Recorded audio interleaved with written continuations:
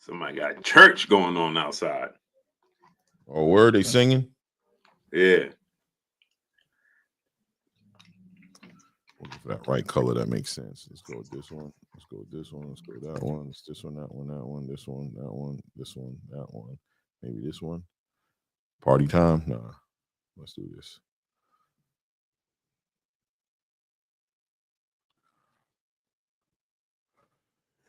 Yeah.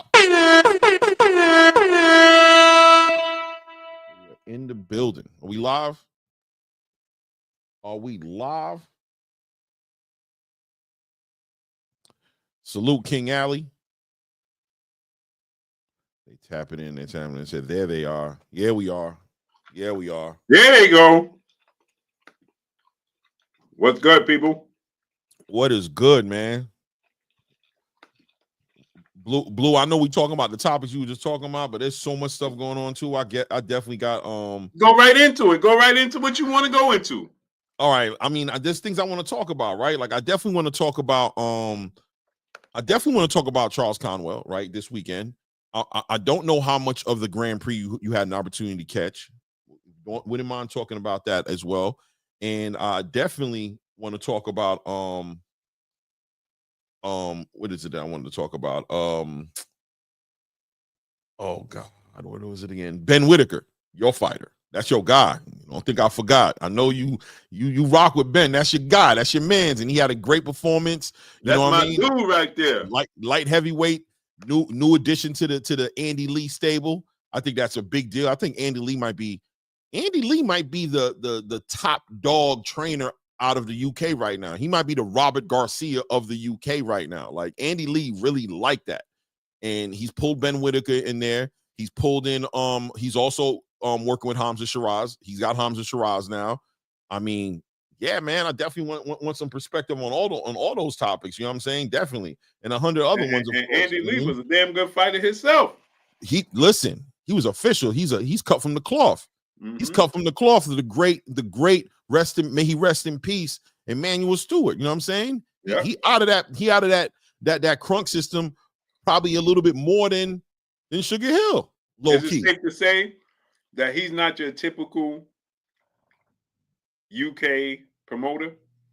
I mean, trainer. Yeah. 100%. He comes from a different cloth, or he's cut from a different cloth. He's providing perspective that I don't think any UK trainer has shown me they have the ability to provide. He brings that finesse. He brings that cerebral perspective to the game. You saw it in Ben Whitaker. You saw the poise. You saw the patience. You just saw the difference in the way he approached the fight. And I'm telling you guys, we're gonna talk about it later anyway. But I'm telling you guys, Hamza Shiraz, y'all can judge him off that damn Carlos Adames fight if you want, bro. I'm telling you. Yeah, I think we was all disappointed in his performance. No disrespect to Carlos Adames, right? I think we was just all disappointed. We just expected more from him in that fight, and we know he could do more, right? Similar like what we was just saying with Charles Conwell, right? 100%. It's like, bro, like you underperformed. You know what I'm saying? Like, and I don't think it's just our expectations. I do think that it's their talent. Their talent says that they could do more. That's what it is. It's when I'm thinking about Charles Conwell, and when I think about last week, I was just saying how underrated they got Charles Conwell. How he's the black horse of 154, and he's just missing out on his opportunities because all these young bloods like Xander and Erickson Lubin and all these guys who come in the game. But Conwell really needs his shot. And then to see this performance, it was just like, man, bro, come on, Conwell. Like, I know you better than this. You know what I'm saying? And I'm hoping Oscar and Bernard and whoever are making these decisions over at Golden Boy understand and see that in them too, and they work their asses off to put him back in place. You know what I'm saying? Get him that rematch with Perez, or line him up with something that makes sense to test him and show out, like Jesus Ramos or something. You know what I'm saying? Line him up with somebody and give him an opportunity to redeem that, because he's redemption worthy, in my opinion. 100%. I hope they don't just let him fade to black and use him as a stepping stone or as some sort of gatekeeper, or just try to play with his face, because he doesn't necessarily fit the profile of the fighters on their roster. You know what I'm saying? the thing that disappointed me the most about Charles Conwell, to be honest, is that you was already in the gutter, so to speak, right? Where nobody wanted to give you opportunity. And he had no sense of urgency and adjustment. Like, bro, you know if you lose what this could do for your career. There was no adjustment, no urgency, nothing. You know what I thought in my mind as I was watching the fight, bro? I was thinking about Boots. And I was thinking about when Boots said he's not able to get up for these fighters. And I feel like Conwell just kind of plateaued a little bit where it was just like he's no longer being challenged, you know what I'm saying? And he was just going through the motions in that fight and just got caught up in lulled to a false, he got lulled to sleep in that fight, man. He just got lulled to sleep. Everything he threw, Perez threw back 3 to 5 punches to respond, man. It was just he never quite hit the gas. He just stayed like idling throughout the whole fight. And when you look at the fight, to say that it went to a split decision, that means just a little bit more, Charles, and you would have been in there. Just a little bit more. You know what I'm saying? And you just couldn't do it. You couldn't get across the line. I don't know, man. I don't know, man. I hope he gets a chance, man. I hope Oscar sees it in him, man. That we're gonna find out if Golden Boy sees it in him, or if they just were looking for a reason. And you gotta think, if I'm his opponent and I got away with that, I ain't rematching you. It depends, but it depends on. Well, first of all, is the opponent a Golden Boy fighter? I mean, yeah, we're gonna find out. Man, he's Mexican too. Like, we're gonna find out. Clay, the left hook to the body and the right hand all night long. He was hurting him too. He'd hurt him. You know what I'm saying? So it was just like he just wouldn't. It's like he was on a Valium pill or something. It's like he was asleep. Like, you know what I mean? Bro, he was like mellow all the way across the whole fight. Yeah, bro. It was heartbreaking, bro. And I'm gonna be real with you. Even that he had this girl rapping some nonsense on his way to the ring. I was like, it was just throwing off the whole vibe. It was a sleepy moment from the moment this man went to the ring. It was horrible. And Sergio Mora kept saying, like, I don't know if it's everybody's seeing the same thing. Right? Like, bro, why there's no sense of urgency? Like, he continues to go. And the thing that was killing me, Clay, I was like, bro, I was texting L-Dub the whole time, like, bro, just keep going to your right and just staying there. Like, bro, What are you doing? Yeah. Like, man. He was just leaning to his right and just staying there. And I'm like, it's like he was waiting for a shot. Like he was waiting for I don't know.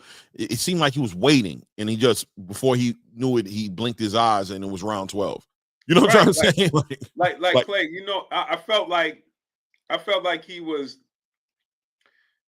almost, to a sense, like he underestimated his opponent. And I think that he thought that eventually he was going to fade. You know what I'm saying? Like, his body language, it was like he was coasting. Like he worked the body. He had his moments, but he never, like you said, the urgency to capitalize off the moments never happened. And he had me fooled until about the fourth round. I started being like, yo, hold up. Are you going to do this whole fight? Like, what's going on here? Like, all right, first round, you're processing data. Second, third round, you pepper in the body, you soften him up, you letting him blow his load a little bit, pause, you letting him throw these combinations, but you plan on capitalizing, right? Before you looked, it was round 8. And it was like, yo, I think this dude, does he need a stoppage?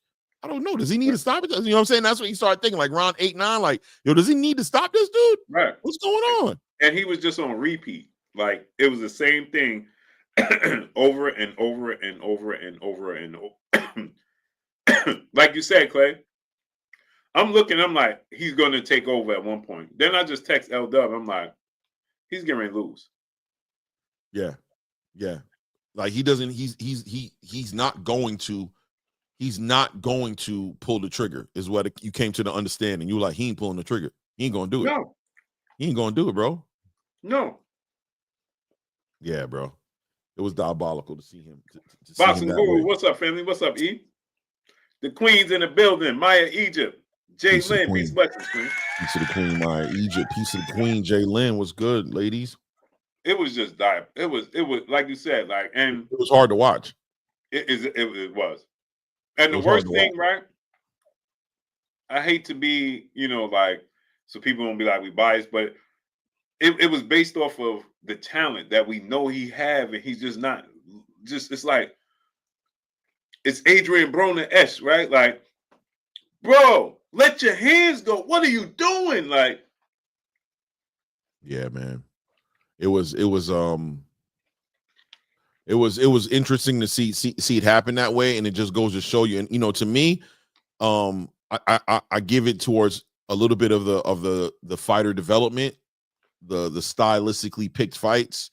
He's been comfortable for a minute moving the way he's been moving to a degree. He's been successful at it, and it just seemed like as soon as he reached some adversity, he forgot to bring the wrinkles to his game. He forgot to bring the Allen wrench. He just brought the hammer. He forgot to bring the wrench. He forgot to bring the screwdriver. He forgot the tool bag in the back and thought that the hammer was just going to handle it. And when this guy wasn't going away, this guy wasn't going to go away. He didn't have the answers except to keep pressing. You know what I mean? I'll be honest with you, kind of like an Errol Spence type of energy to a degree, just a little bit, just kind of like constantly pushing forward with the same narrative and it not being successful, just not working for him. It is what it is. But we're going to find out. His dad was pleading like. Yeah. I know, man. I'm hoping that Oscar and Bernard see something in him, had plans for him past this, and they look more at, let's get him back in there. Let's get him back in there, and not a fight just to get him a win.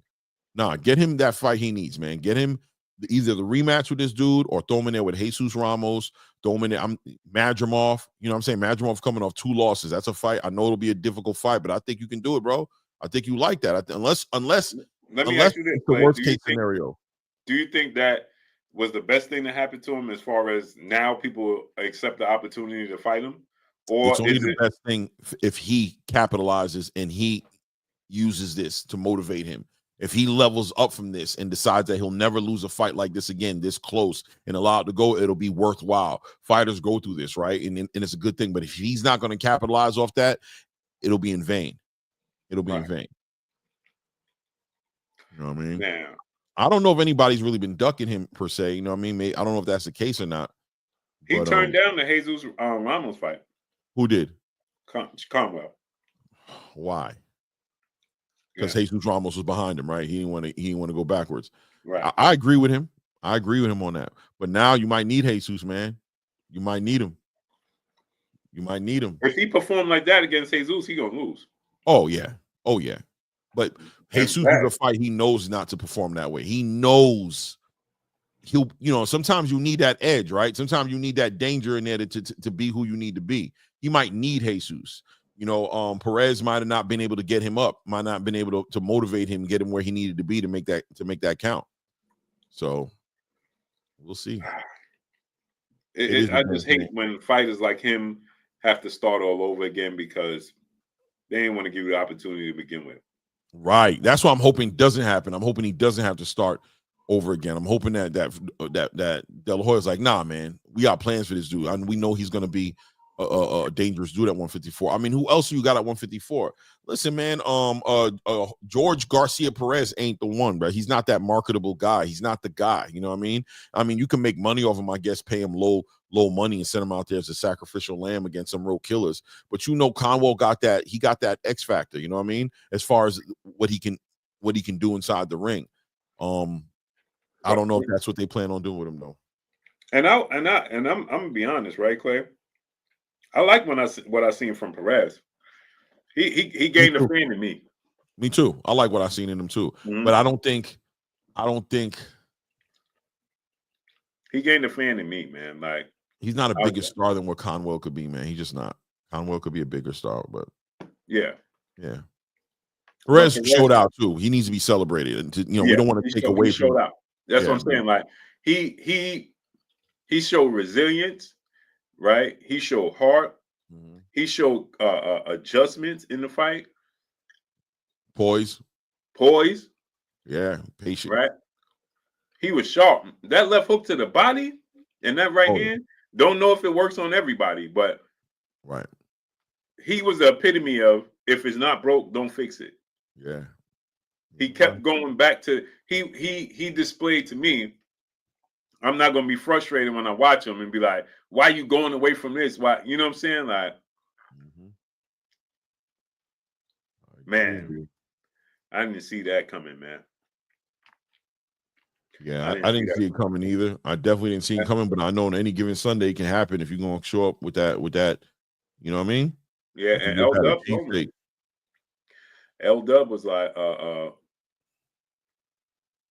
exactly, Boxing Guru. He said because the pressure wasn't enough for Perez. Exactly. Yeah. And that's the frustrating part, right? Chris Legg, what's up, family? The frustrating part, right, Clay, is like Boxing Guru said, he made no adjustments. He just kept and then he was smothering his own work. Yeah. He pulled a Joshua Buatsi. He did. Exactly. Bro. Exactly. Yeah, I couldn't have said it no better, Clay. He pulled a Joshua Buatsi. Was like, yo, bro. Yeah, there it is. You smothering your own work. You making it where you can't even let your hands go for real. And then the frustrating part was when he wasn't smothering his work, we seen him have success. So it was like, what are you doing? And even when Sergio Moore, I don't agree with him 90% of the time, but when Sergio Moore was like, why is he smothering? It must be the cut. Like he don't want to be out there where he could get hit because he's having the most success out there, but yet he's smothering his own work. Yeah. And Perez was like, oh, you're going to keep dipping to your right and stand there? I'm going to take that. I'm going to take That's why I said the poise was there. The poise was there to be like, I'm not going to OD. I'm going to take what you're giving me. I'm going to take I'm not going to do nothing but what I've been doing because like you said, it ain't broken. So I'm going to keep doing this right here. Right. I'm taking what you give me. You know what I'm saying? Yeah. Nothing more, nothing less. And I'm just getting to the finish line. That's it. Yep. I would like to, but it was an entertaining enough fight in my eyes to see a rematch. Oh, definitely, bro. It was close, super close fight. You know what I mean? Oscar, pull the trigger, make it happen, man. Don't pull the trigger and make that rematch happen. Who's Oscar Perez? I mean, not Perez. Who is George Garcia Perez gonna fight next?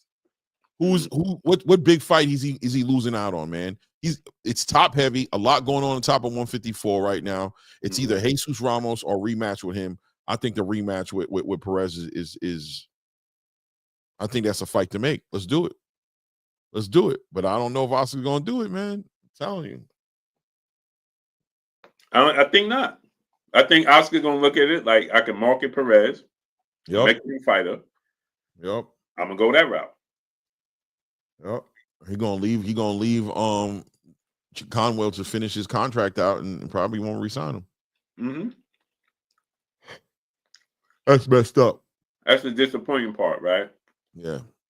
It's because when you get those opportunities, when you in that type, and then like you said, Perez is not a big name. So you lose to him, it's like, bro, you can't lose to him.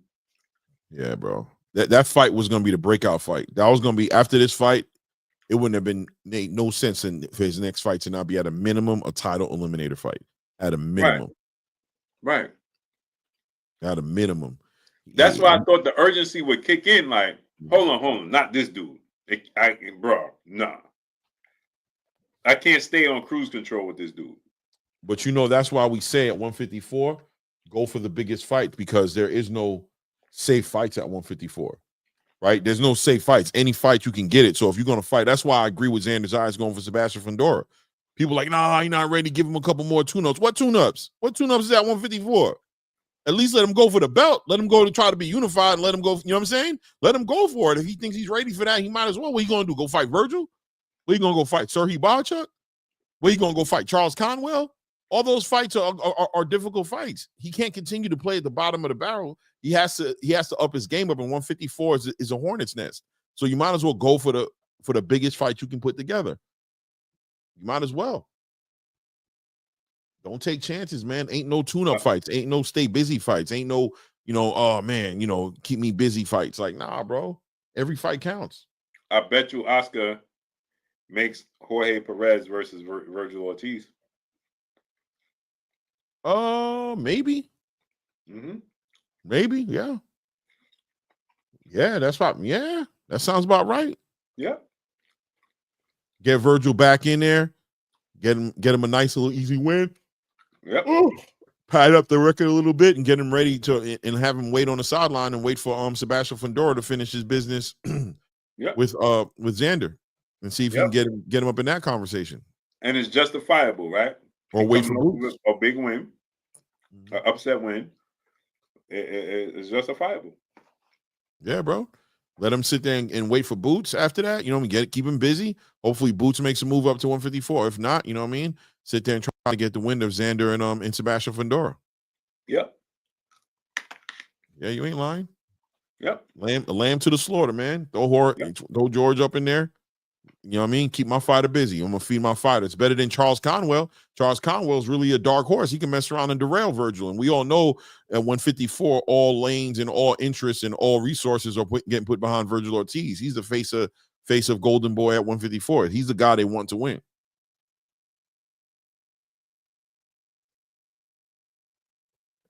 Yep. I see it, man. I see it, man. I see it written on the wall. I can see it as clear as day, bro. I can see it as clear as day, bro. And then you're gonna start telling us how you gotta build Charles Conwell back up. Right. Like he did Floyd Schofield Jr. Yep. Same conversation. Yep. He's not ready. We got to get him there. We're gonna get him a fight. You know what I mean? Keep him busy. Put him in the ring with some dangerous dude sitting at the bottom of the dam.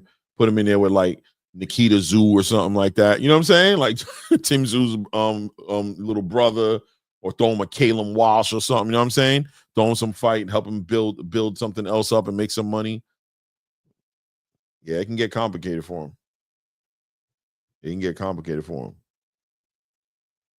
It could definitely get complicated. I'm trying to see right here. Play. He did it to himself. Yeah, he didn't take the opportunity. It was right there. Did it to himself.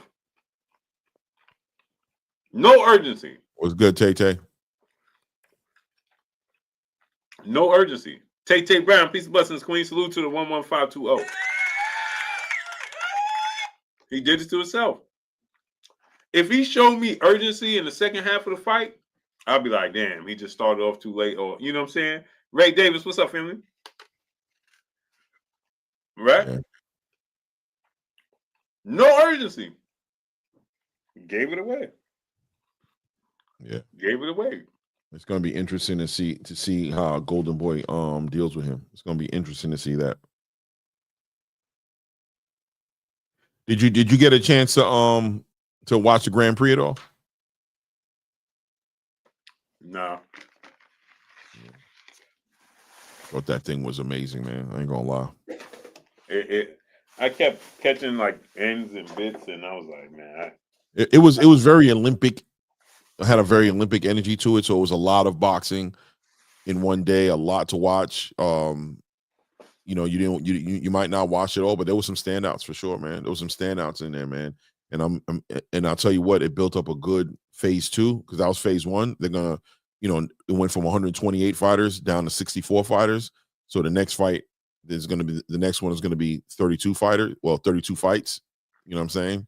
In 4 days. Heavyweight division got a kill up in there from the Congo, working with Martin Bacoli, doing work up there, doing crazy work up there. Obviously the Eastern Europeans are in the building. I love the international energy brought to the table. The international energy was crazy, bro. From China to all throughout the Eastern Europe to America, obviously, as well. Latin America, as far as Mexico, a lot of fighters, man. Philippines, just from all over the world, man. That's what it was. When does it start back up? I believe the next one will be July. want to say July. It'll be phase 2, and I think phase 3 will be September, October, and then phase 4, the final one, the championships will be in December. So it's just Turkey and the WBC? Just the WBC, yeah, in Turkey. Yep. Prospect Grand Prix for the WBC. That's it.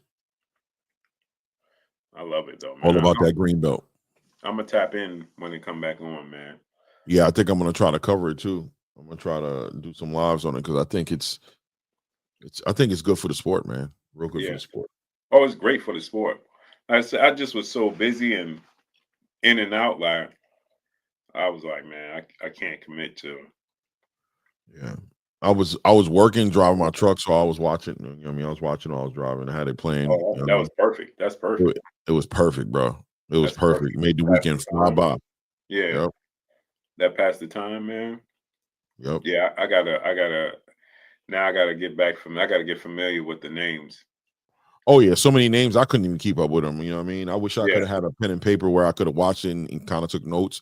But there was some standout, man. There's some fighters I'm gonna be looking out for in phase 2. I want to see, like, hold on, let me see what this dude is. If he's really what I think he is. Right. Yeah. Yeah, I gotta tap into that, man, because again, like you said, that's great for the sport of boxing.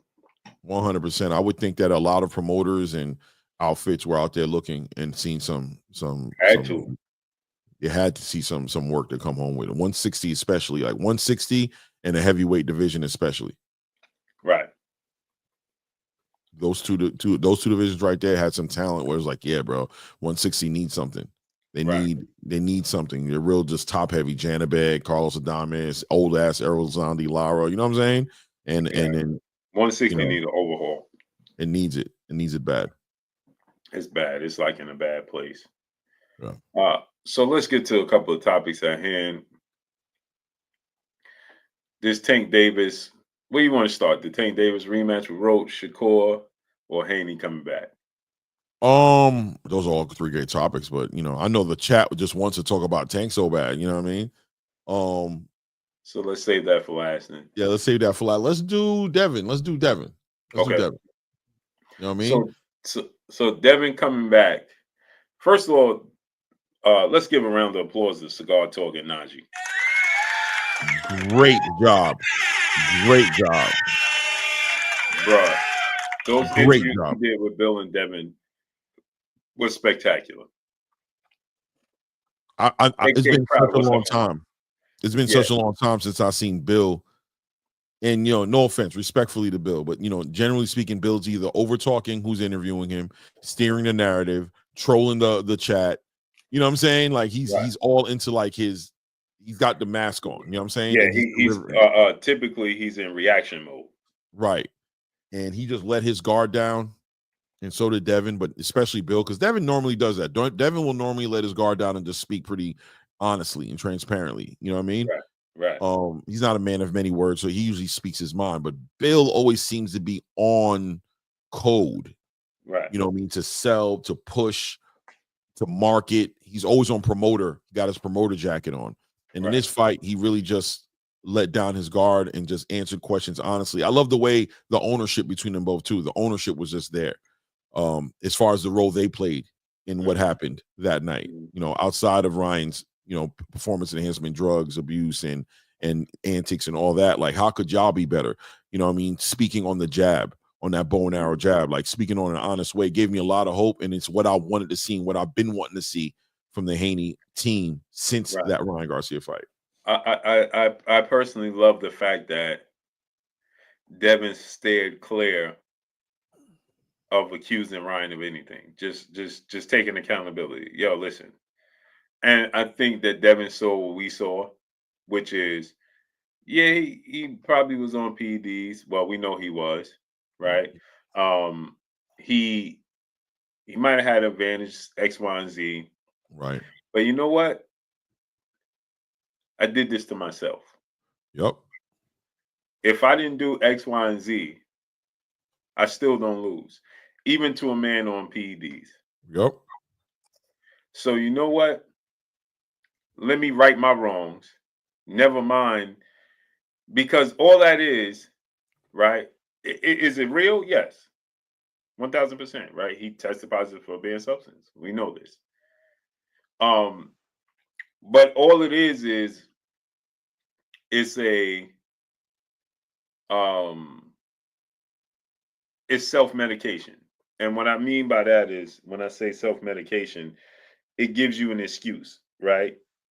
To to to to to say the wrong that you didn't matter because he did X, Y, and Z. Mm-hmm. You know what I'm saying? Like in a relationship, right? If your significant other, male or female, cheats on you, but you know you ain't doing nothing in the house to do what you not doing what you're supposed to do. Facts. You know what I'm saying? And you like, see, this is why the relationship, but you know you ain't got no job. You ain't trying to get a job. But you know that, you know what I'm saying, all you doing is hanging out. You know you keeping the house dirty. You know what I'm saying? Like, no, Devin say, you know what? Yeah, they cheated, but I could have kept the house clean. Yeah, he cheated, but I could have worked overtime. Yeah, he cheated, but you know what I'm saying? So nah, I don't care about this relationship failed because I'm gonna take responsibility. I'm gonna take ownership. And that's essentially what he said. He said, yo, listen, I'm not here to talk about Ryan cheating. I got the rematch. Right. Right. And I love the fact that he's like, listen, that fight, what happened happened, and I can't change it. Right. Right. I can't overturn it. Right. It's in the past. Right. But what I can do is make sure I'm successful in the next one. But what I am going to do is focus on Jose Ramirez, and then we're going to start game planning for Ryan. And I love that mentality. And the thing is about Devin, right, Clay, is that Devin is somebody who was always committed to the sport of boxing. Right. But I think now, like he said, there was a wake up call, right, Clay? I don't think that Devin is going to allow himself in between. He beats Jose Ramirez, Clay. He's right back in the gym. I don't think that he's going to have the celebration weight, have to cut weight, none of that. I think that he's going to be back in Big Bear, wherever he's going to be. He's going to focus on training. He's going to focus on Ryan. He's going to be obsessed with Ryan. And that's what he needs. He needs to be obsessed with Ryan moving forward. Yeah. Yeah. Devin needs that focus, and it seems like he has it. And even with the addition of Shane Mosley over there, I like it. I like the look of all of that. Shane is such a great he's such a great film guy almost, right? Like he knows how to mimic these fighters. Remember back in the day, Shane was the guy they'd bring in the gym to, fight, to spar somebody and act like a Oscar De La Hoya, act like a Bernard Hopkins, act like a Floyd Mayweather. He was able to do that. And he brings that eye and that perspective to the conversation for the Haneys, man. And one thing I love about Devin that's always been one of his secret weapons and his superpower is his coachability. He's a super coachable fighter. He benefits off of a Shane Mosley in a way where somebody who's not coachable just wouldn't benefit off of him. He's going to listen, he's going to follow instruction, and he's going to become that. Roy Jones used to feel that way about Devin. Like that kid right there just, is going to be special just because of how humble he is and how coachable he is. Devin wins and benefits off the strength of a Shane Mosley being in that camp. Yeah, everything he said was great, man. I love what he said, and I'm gonna be real with you. Like, I'm liking what I'm seeing from Ryan Garcia as well. You know what I mean? I'm liking how dialed in he is. I think these fighters dialed in and focus is great for boxing. It's just great for boxing, for the sport in general. He's gonna be part of great fights. He's gonna be a great dancing partner. I'd love to see Ryan, do something with Dev and go and do something with Boots and then move on and do something. I think it's just a good time in boxing. And I'm gonna be real with you. This I believe is a result of Turkey Al Sheikh taking the stress of the antic driven nonsense that these guys have to do in order to build up the fan base, to get their market value up. A lot of what Ryan was doing is because Ryan was trying to sell.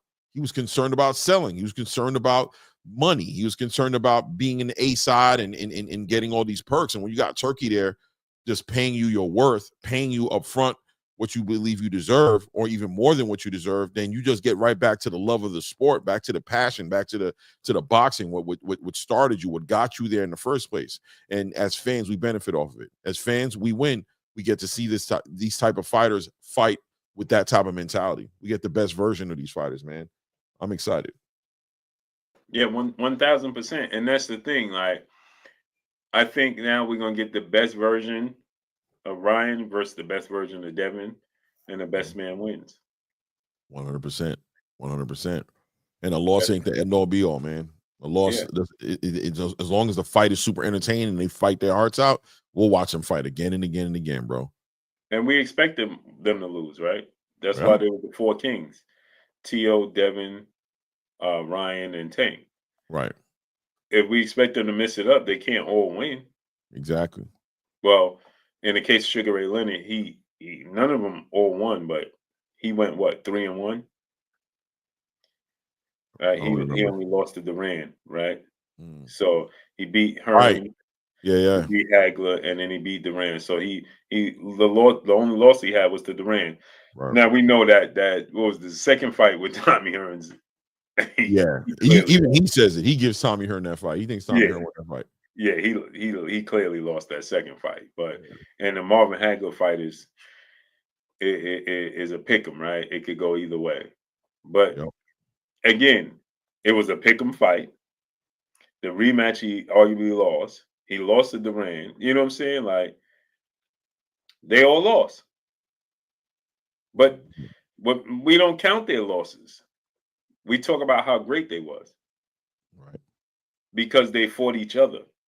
They have 4, and I always say this, it's 5, but easier to say 4, right? Because Wilfred Benitez just continues to get left out of the conversation for whatever reason, and he was an absolute beast.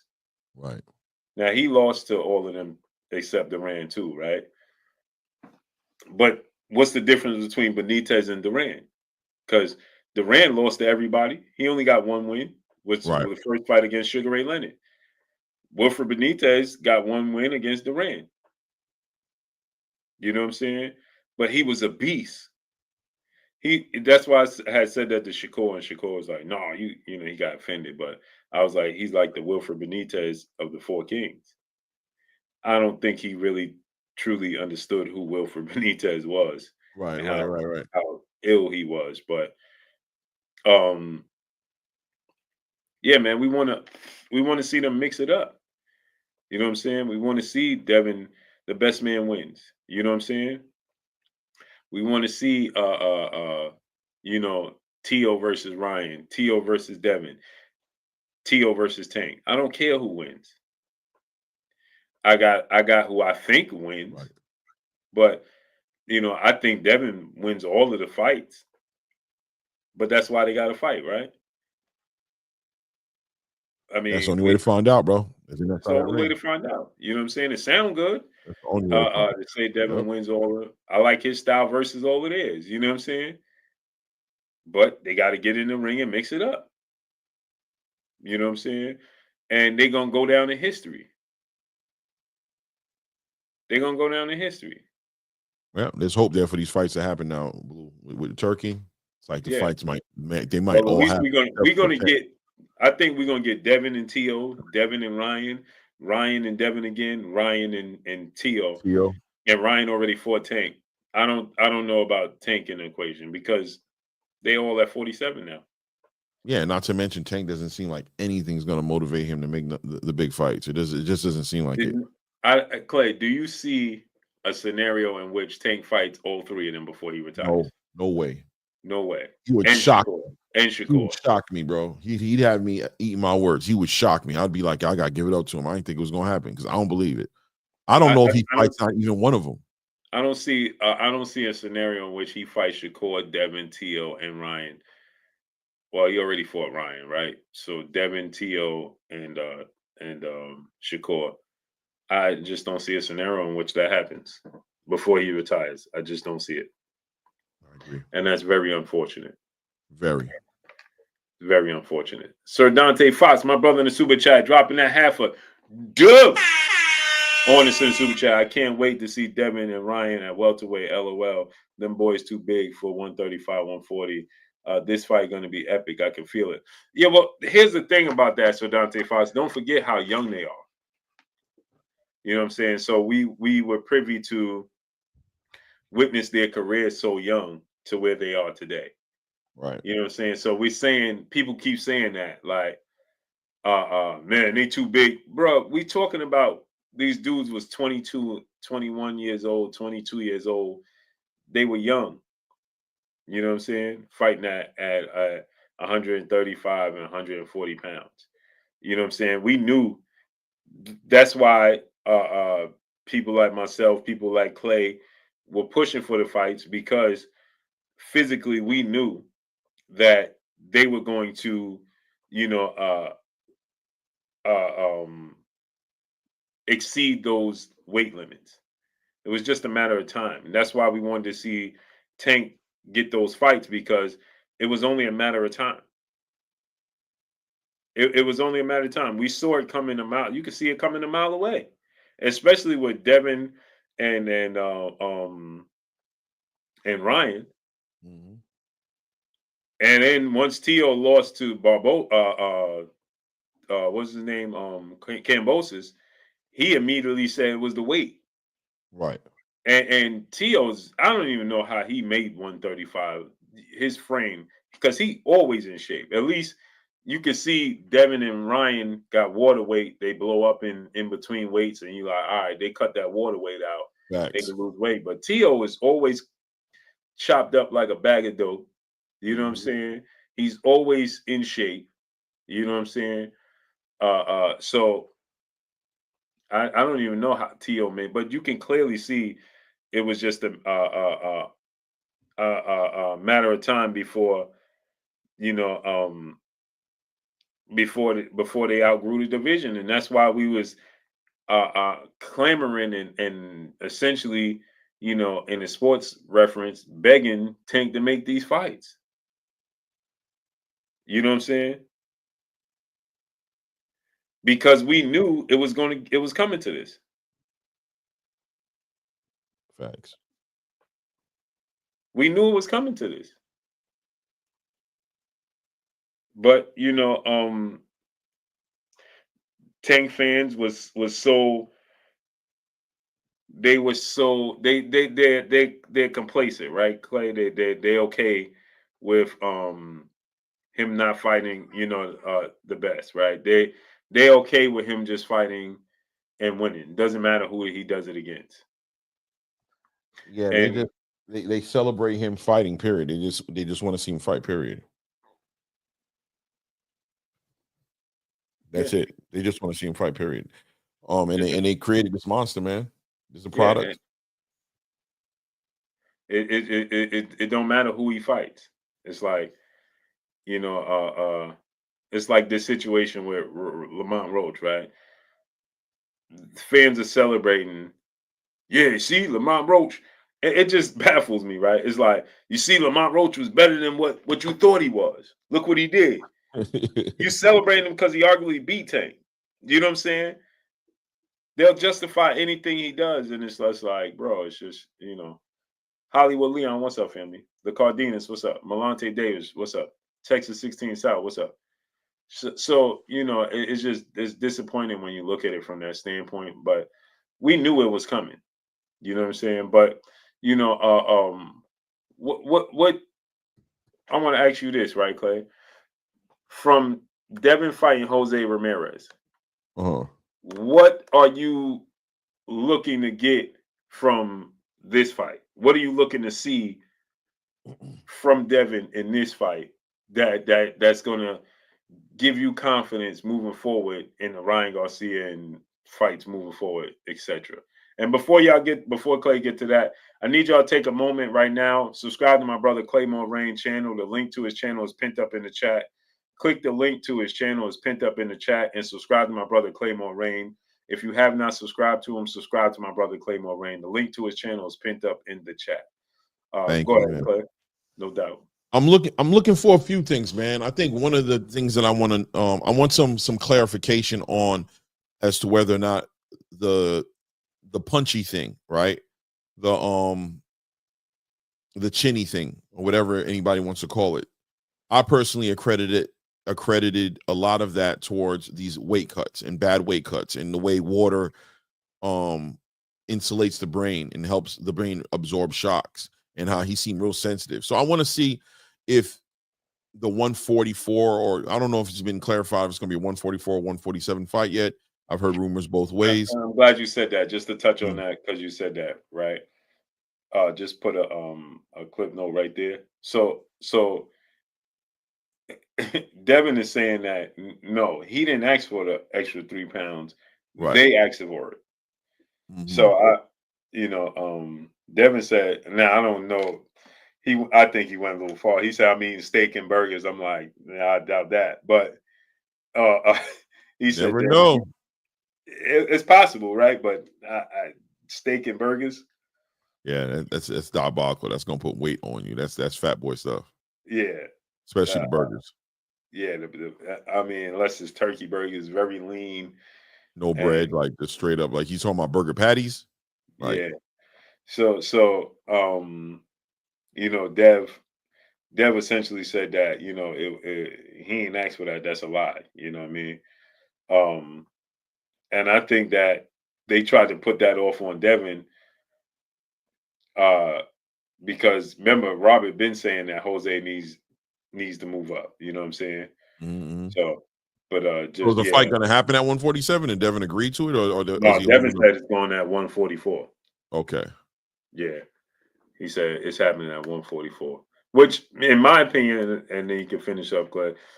In my opinion, I would have much rather see Devin go to 47. Like, why do it at 44 when? Well, you're gonna go fight Ryan at 47. Yeah, and you ain't coming back down after that anyway. You shouldn't be. Right. Unless you're just trying to leave the door open for a catch weight for Tank, but you ain't like, bro, what are you gonna do after that? Sir Dante Fox, brother in the super chat, dropping that Cinco on the super chat. He said Ryan was drained when he fought Tank, and Dev was there on the scales versus Loma. Them boys have been too big for 135. Yeah. We knew that. That's what I'm saying. So Dante Fox, we knew it was just a matter of time. You got to understand that they was at 135 at 21 years old. We knew that was just a matter of time. But go ahead, Clay. Yeah, I want to see how, if it was a weight drain situation with what he was doing down there at 140. I want to see the poise back. I want to see him back to his true self. I thought that that Devin had a bit of an identity crisis in that Ryan Garcia fight. It was an identity crisis. There was this weird, all of a sudden he needed to be something else than what he was, because he was trying to compete with Tank Davis's aura and market value, and decided he wanted to be this big prize fighter, and decided that he needed to stop Ryan Garcia, and it really made him one-dimensional in many ways. I want to see him be himself and be comfortable being himself. I want to see him box. I want to see him control the distance. I want to see him use his athleticism and his footwork to expose Jose Ramirez's inability to match him on a cerebral level. I want to see Devin Haney, a version of Devin Haney that shows me the route to his victory against Ryan Garcia. That's what I want to see. You know what I mean? And it's simpler said than done. It's easier said than done. But I seen him bring Shane Mosley in there. I don't want to see Devin Haney become somebody brand new in this fight, bro. I don't want to see a brand new Devin Haney, except for a brand new meaning mentality that brings him back to what got him to the big show. Right. And keep that damn right hand up. Yeah, just go back to just be who you are. Just be a boxer. Yeah. No need. Never mind the fans, and cause they ain't gonna never like you anyway. Yeah, you're on the wrong side of the conversation. You're going against their favorite fighter, bro. You're their favorite fighter's one of your favorite fighters' main opposition. It's not going to work. You're not going to win them over. You're not going to win. They don't like you. And boxing fans are so fickle anyway. Don't be surprised they cheering for Lamont Roach over Tank. Alan Lynn, brother in the super chat, dropping that cinco over on this in the super chat. He needs to stick to boxing on the outside. Devin is way too skilled to be mixing it up on the inside. I agree, Alan Lynn. Ryan admitted this, right, Clay, when he said, we're going to bring on my brother Boxing Guru, Clay. Mm-hmm. Cool with that? Oh, yeah, bro. Okay. I don't know if I ever built with Boxing Guru before, but it's going to be fun. You never built with him? I don't know. Oh, man. Find out. Hey, he super knowledgeable. Super knowledge. Yeah, Clay. So Ryan said that, I don't know if you saw the interview he did where he said that Devin is better than Tank. Yeah. I heard about it. I didn't see him. Yeah, and he said that Devin hurt him more in their fight than Tank did. He said he didn't really feel Tank's punches. He just, he said he was more hurt with Devin's punches than he was with Tank's punches. Right. And he said that Devin is just a tougher fight. And if, he was weight drained, he said anybody could see that I was not the same guy in those two fights. You know what I'm saying? I was two different fighters, you know what I mean? But I think that's honest of him, though. I think people, there's this narrative getting pushed out there that Ryan was in better shape to fight against Tank than he was against Devin. It's just like, what you guys will just find any reason to glaze the guy you want to glaze, right? Like the man was clearly drained in weight. Clearly, that wasn't in shape. That was hungry. That was weight drained. Ryan Garcia went down from a body shot and couldn't even recover. You know what I'm saying? From the body shot. He was hurt and he was injured in the fight. He was weight drained in the fight.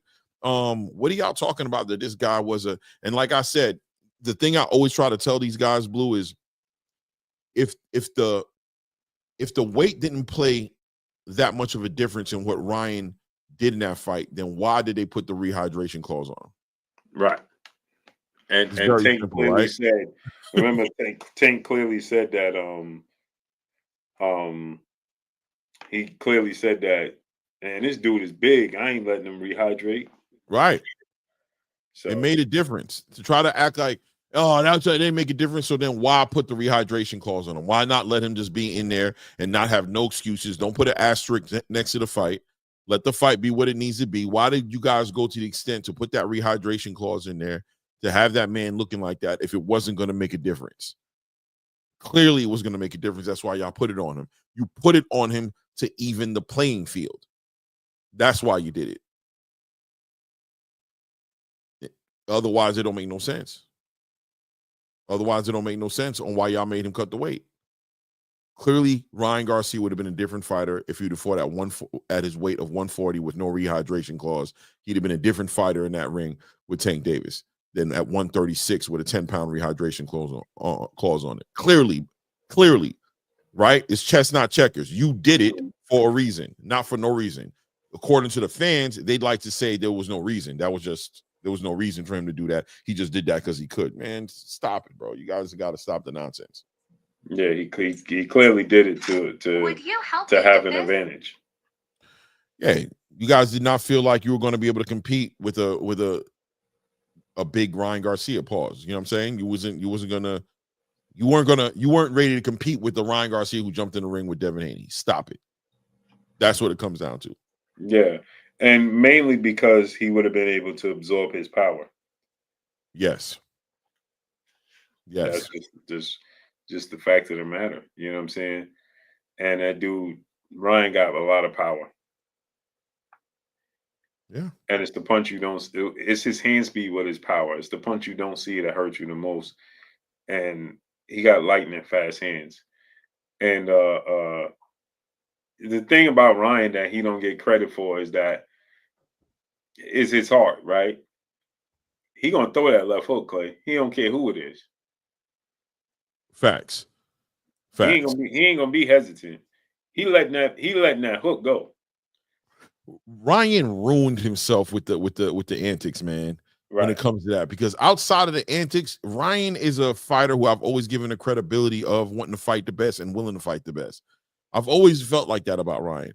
You know what I mean? And now he's got this maturity about him, which I'm just watching him close just to see where he's going with it and make sure he stays consistent. But man, Ryan Garcia is he's a fighter that boxing fans can be a fan of when he's in his bag and being a boxer. You know what I'm saying? He's a fighter you can be a fan of because he brings that left hook. He brings that that fighting spirit, that heart. You know what I'm saying? That makes you want to see him in the ring with some of these big fights. Yeah, Clay, hold up real quick. Check your Instagram, right? I just sent you more pictures of the Shannon Sharp girl. It's just diabolical.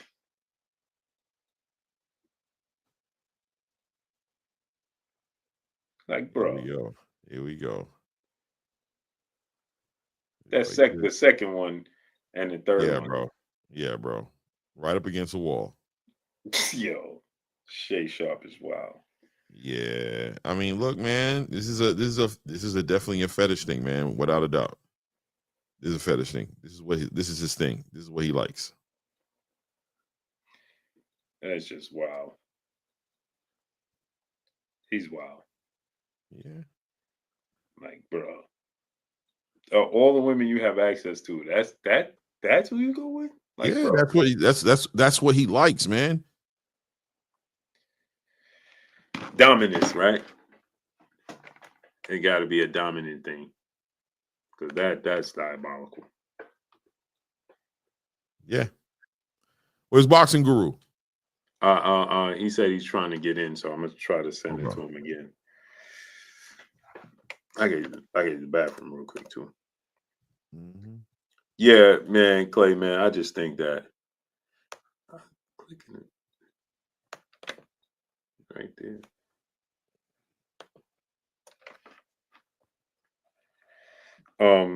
Yeah. So if in a perfect world, how do you see the fight playing out with Devin and Jose? For you to be like, that's what I was looking for from Devin. Win. Against Jose. Yeah. Win. I want to see you win. I don't want no pressure. I want to see you win. I want to see you be comfortable winning, and I want to see you winning being you. I want to see you comfortable. I want to see you winning being you, because that's the version that I expect to be in the ring with Ryan Garcia. I don't want to see nothing brand new except for keeping that right hand up.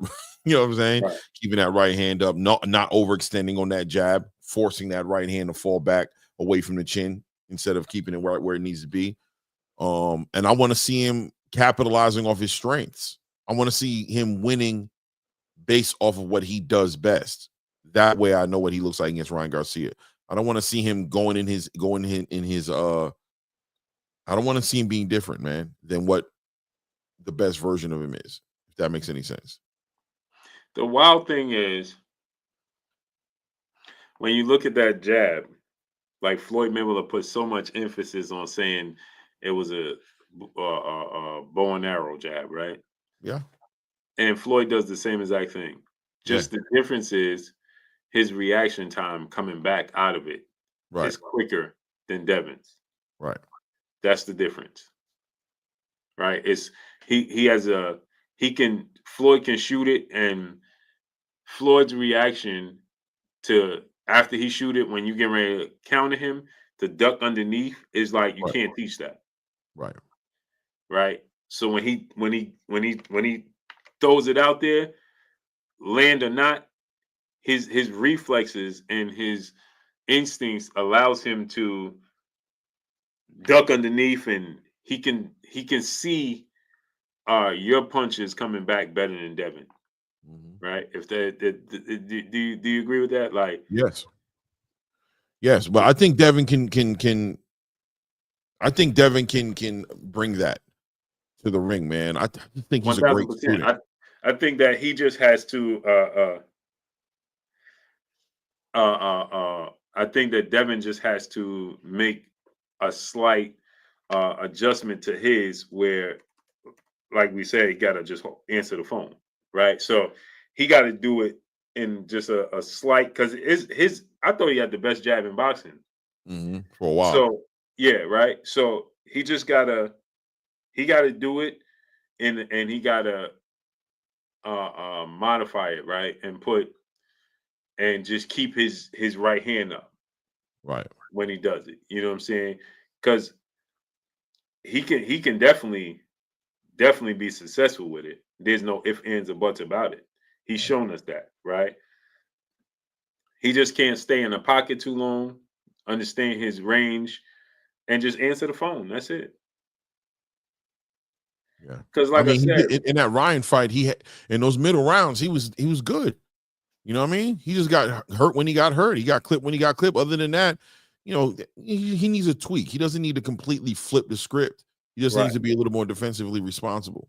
right. He exactly. He don't need to make dramatic changes. Right. It just needs to be just tweaking, just little things. Just make adjustments too. Oh, now what's up, family? It was good, You fam. know, just because and let's be real, it wasn't the Ryan fight. Was we seen him get hurt by Jorge Linares? Right. Right. Right. Similar situation, right? Which that's what makes you wonder about the draining himself, that weight drain. See if that, you know, I'm wondering if he's really chinny, or is it really more so the weight cut that was hurting him in that area, and his ability to absorb shots. Right. Right. Third simple NSU. What's up, family? Yeah, it's just those little simple nuances. He just got to make the little adjustments. You know what I'm saying? And and I don't think any of them could beat him when he's on his game. He When definitely he's up on, there. just too rangy, too skilled. Right? It's like you don't make the mistakes and stay disciplined. I think Shakur will get him, though. I ain't gonna lie. You think you got Shakur beating him? Yeah, I think Shakur will get him. I think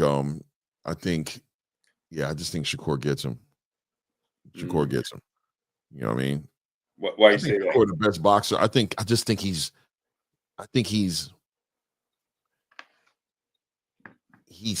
more cerebral than Devin. Devin is coachable and will execute a plan, but I don't know if Devin is better at adjusting than Shakur. If he adjusts, you know what I mean? On the fly. On the fly, right? Yeah, on the fly. I think Shakur is there for that. I think Devin needs that instruction. He needs that. Yo, I'm in a bind. What do I do? All right, bro, this is what you're gonna do, and then he'll do it. But I think Shakur can catch him early in rounds and put Devin in a situation to where you might not make it back to your corner, bro. You need to figure it out right now. And Devin will lose rounds that way. You know what I'm saying? Because right when Devin gets the instruction out of his corner, Shakur will adjust to that and switch it up early and put him back into a bad position again. And I don't know how Devin deals with going back and forth with game plans and reading the room for himself and making decisions on the whim that gets him across the line for a victory. You know what I'm saying? I don't know, man. He said, I disagree, Clay. I got Devin better jab and better right hand. Yeah, you're talking about, he has a great jab, quite possibly a better jab. I don't know. And probably a better right hand. But Shakur's the kind of fighter to take away the jab. You know what I'm saying? He's the type of fighter to take away the right hand. Then what does Devin do? You're giving a way for Devin to win, and you've given the two things that he can win with. But what happens when a fighter who's cerebral, Shakur Stevenson, takes that away? See, Shakur will adjust in the round and take that away. He'll recognize the issue. Shakur will recognize the issue and adjust and give Devin a different look. He'll do it. Now, Devin would pressure Shakur. Maybe he would try, but Shakur will react. Did you see how Devin reacted when Lomachenko changed it up on him? He's like, no, it's not working. He was nervous, and Bill had to calm him down. Like, hey, man, calm down. We got this. You know what I'm saying?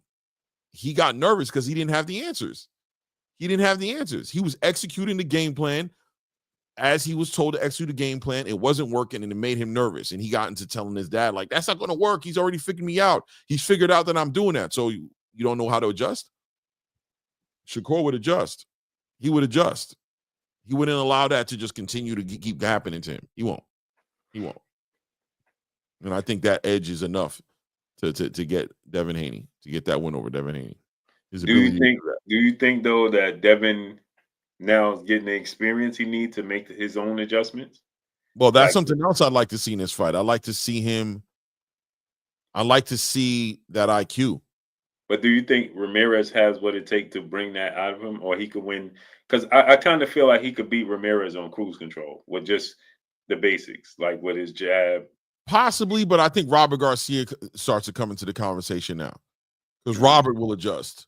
Robert will send him in there. After I see what Robert Garcia did with Rayo Venezuela against Isaac Pitbull Cruz, that really impressed me on Robert Garcia's ability, on his ability to read the room and change a fighter like Rayo Venezuela, who to me was a one-dimensional fighter, and bring these wrinkles out of him and bring these different dimensions to his game that I think shocked Rayo that he was able to execute on. I think Jose Ramirez is a veteran, and that experience allows him to be coachable, to take instructions, be able to execute. I think he can test Devin in that way. I think he can test Devin that way, and I want to see Devin step up and show out. See, I think that Jose Ramirez is physically limited to be able to. If Devin wants to box like he did against Regis and Linares, you know what I'm saying, out of harm's way, boxing, technical. I don't think Ramirez has the physical tools. Like, for instance, like Robert Garcia made those tweaks, but also Isaac Cruz cooperated, right? But when he made the tweaks with Anton, there was no, you know what I'm saying, because he just was physically limited to deal with what Anton was able to do, right? Like, he had slight moments against Anton, but not enough, right, per round, that he pretty much lost every round. You know what I mean? Not because of Robert's teaching, not because of El Rayo not being able to follow through with the game plan, and just physical limitations. You know what I'm saying? And I think that Ramirez just short arms and slow feet is going to be a problem in this situation. I think Devin's going to be able to see everything that's coming. Yeah, me too. I think I'd like to see a Regis performance. You know what I mean? Yeah. And I think it'd be more dominant than Regis without a knockdown. I think it's going to be a boxing clinic, right? I think that he's going to use this to practice, to get back to his fundamentals, to get back to boxing, and stay on the outside. Third Simple NSU, my brother in the super chat. And I just think Jose Ramirez is just physically limited. He said, how does Tio versus Devin and Shakur play out? Well, Clay just gave you what he thought about Shakur and Devin. Tio and Devin is interesting, and I'm going to tell you this, right? I used to be more confident that Tio can make it a closer fight. I'm not so much, because Tio has shown me now consistently with pure boxers that he struggles, right? And why does he struggle with him though, Blue? I don't know if it's his dad. He has no strategy. He has no strategy. He's all into that freestyling, that shit. He's freestyling, and he can't deal with organized confusion. He can't deal with structure and discipline. He can't deal with fighters who he can't break out of their routine and force them to get into a fight with him. He has a hard time dealing with them. Yeah, he can't. And that's why he arguably lost to Jermaine Ortiz. He got dropped arguably twice by Sando Martin, right? And he might mess around and lose to Arnold Barbosa. People keep sleeping on that dude on this fight. I'm telling you. Yeah. So I just think that, and Devin he got a 4-inch arm reach advantage over Tio. He knows Tio is explosive, so he'll be more cautious with his approach. Box on the outside, use his boxing abilities, and he'll move, circle the ring. He knows that frustrates T.O. I just think he'll outbox T.O. It's gonna be what's the word? Dramatic, because it only take one. You know what I'm saying? So you be sitting on the edge of your seat, like, waiting for T.O. to connect with something. Yeah, T.O. connect on something. My brother E, what's up, E? See if he hears. Oh, let me turn the volume up. Yeah. No, we hear you. During the show, everybody can see you. Blue, can you hear me? Yes, sir. Yes, Clay. sir. Yes, sir. How you doing? Oh, okay. Can you hear us? Blue. Yeah, we hear you. We hear you. Do you hear us? Oh, okay. I'm still mute, I think. No, you're not mute. You're not mute. We hear you. No, we hear you. Do you hear us? Oh. Now you're mute. Do you hear us? I can't hear you. What That's happened? the problem. Can you hear us now? I'm trying to hear what he's saying. Mic check, mic check, mic check, mic check. Is the volume on your computer up? Is the volume go up. I got to turn the volume up. Let me turn the volume. Where the volume at? Oh, okay. On the computer. E-O, Clay. Let me turn it up. I see him trying to read it. He looked like he trying to, like it's Chinese to him. Like, hold on now. Somebody in the back coaching you, E. Yeah. Nah, you definitely just muted yourself. Put the volume up. Hold on. Put the volume up on the computer. Hey, they trying to coach you in the back. Get your grandbaby to come up there and help you out, bro. That's how I be with my kids. You need to get one of your kids, man. I'm trying to find the volume. Get one of your kids. I'm gonna lead this. I'm gonna lead the studio for a minute. Don't leave. The microphone. Go to your microphone. Don't leave. Stay right here. Oh, okay. Put the volume up. Go to your microphone. I'm trying to find it. It's not your microphone. It's your computer. President, you're in the show. E.O., man. Where the volume? Turn the camera off. No, just come over here. I don't want to be on camera. She don't want to be on camera, E. Hold on, let me see what this is. The camera is the little picture with the camera on. You click it off. Volume. The corner. I'm trying to see. No, your computer. Where's the volume? I'm trying to find the volume. When you click the camera. Okay. Now this ain't even work. Okay, let me try to. They go to. Okay, let's go. Okay. Ain't none of this working. Let me see. Let's see. Okay, let's see. No, that ain't it. Hold up. Double click the speaker. Touch back. If you got a PC, the sound thing is going to be on the bottom right corner. Okay, let's see. I'm trying to.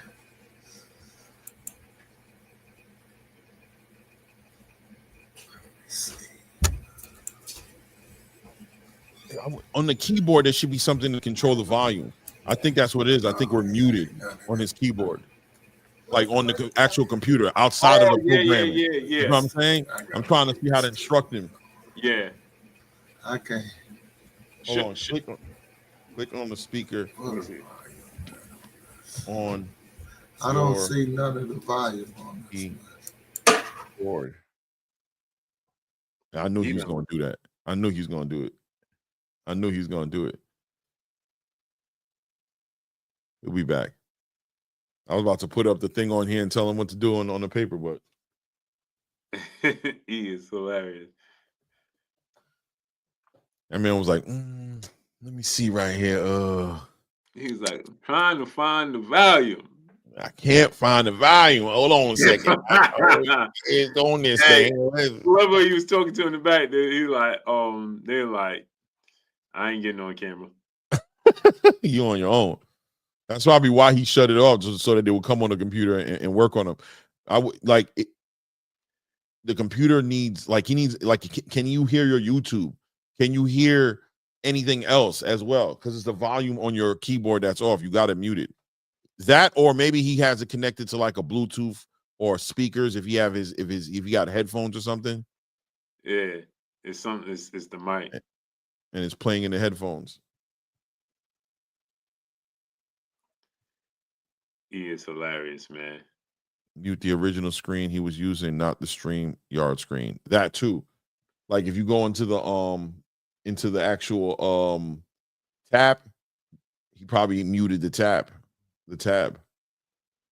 So many different reasons, but I promise you it ain't the StreamYard. It is what it is. It is what it is. It's his Hopefully keyboard. he gets it. Yeah, if he goes on the keyboard and just hits, like right now, if I go on mine right now and I go boop, I'm muted. Yeah, like talk. You're right. I can't hear you. You know what I'm saying? Right. But as soon as I go boom, now I'm back on. But I got a MacBook that I'm working off of, so I don't know if it's the same for the PC. I'm pretty sure it's the same for the PC. I got my PC too, but it got to be the same. Yeah. Very close to similar. Hold on, Clay. I'll be right back. Let me use the bathroom real quick. Yep. On the bottom screen, opposite of the window sign. Word is bond. Yeah, man. I don't know what to talk about, guys. What should we talk about, man? Because we're definitely talking about Devin right now and what we're gonna see happening with Devin. There we go. Can you hear? Clay, you hear me? I hear you. You hear me? Yes, I hear you now. Was it what I thought it was? Was it just muted on your computer? Yes, on the keypad. Yes, it was. Exactly. When you said that. Yeah, I'm not used to all this. Yeah, because I usually do it on my phone. Because once Blue sent me the link before, I had it the app on my phone, and for some reason tonight I couldn't get it to work. Yeah, but now I'm on the computer now, and it took forever to get on there. Thanks for having me, Clay. Nah, we happy you here. I'm happy you here, man. How you doing, man? I'm real good. I like the whole topics tonight. I like when y'all came with Charles Conwell. He's out of Cleveland. I'm from Toledo, Ohio. He trained out of Soul City Boxing Gym here in Toledo. Give a shout out to OJ, BJ, and RJ. OJ is Otha Jones. He's the owner, the trainer of Charles Conwell. We call him BJ. RJ is Ro. That's Otha's son. They did an excellent job, but it was heartbreaking, as far as I'm concerned, for them to lose that fight. And they was an 8-1 favorite, in my opinion. And then they said it all night long. So I was heartbroken. I was heartbroken for Otha and BJ and them, because that was a golden opportunity for them to get closer to Virgil Ortiz fight and the big fights that they've been clamoring for.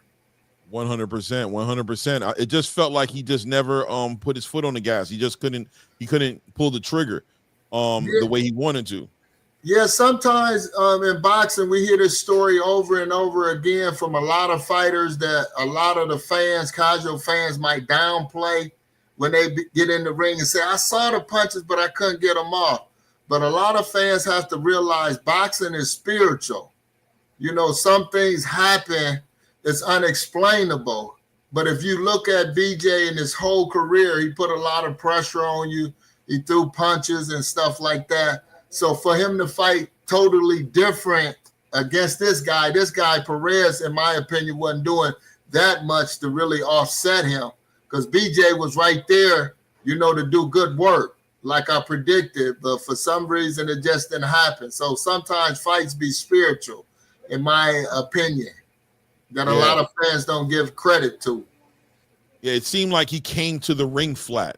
I felt it from the walkout that it was a flat energy coming from, even with the, like I said, I threw shots at the song, at the rap song that the girl, I was like, I don't like it. I don't like the energy I see him walking in the ring with.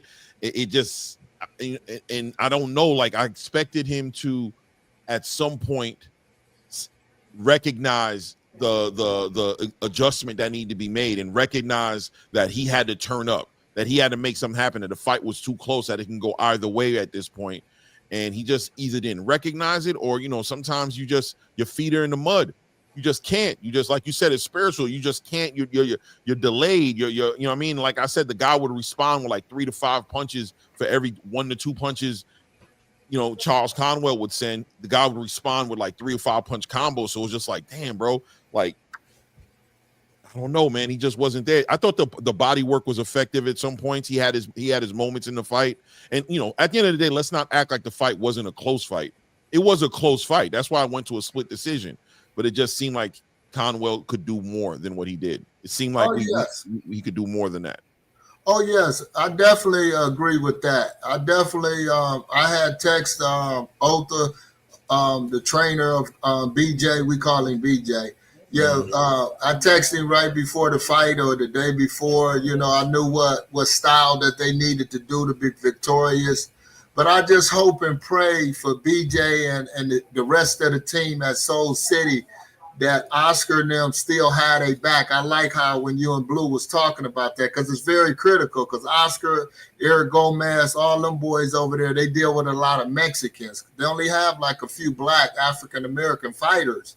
So you got to be real, careful. I hope B-Hop is there in their corner to give them that opportunity, because this was a major opportunity, because we've been fighting for a long time for BJ and Soul City to get the recognition that they deserve. And they was one fight away, and it seemed like, something was always holding them back, whether it's the management or the promoters or different things of that nature.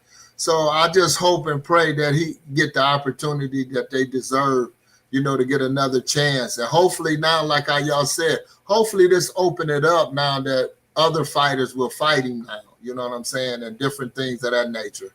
But I just believe, Oscar wanted, Virgil Ortiz to, have the easier opponent than Perez. I believe Perez is definitely an easier opponent for Virgil than Charles BJ, because BJ would get inside and limit Virgil Ortiz work, so it'll make him look exposed. So they don't want that, and they trying to build him as their next cash cow. So I just believe it was a lot of things in the air, from my opinion, and just knowing boxing over the years, that I think that's what really played a part in BJ not winning the fight.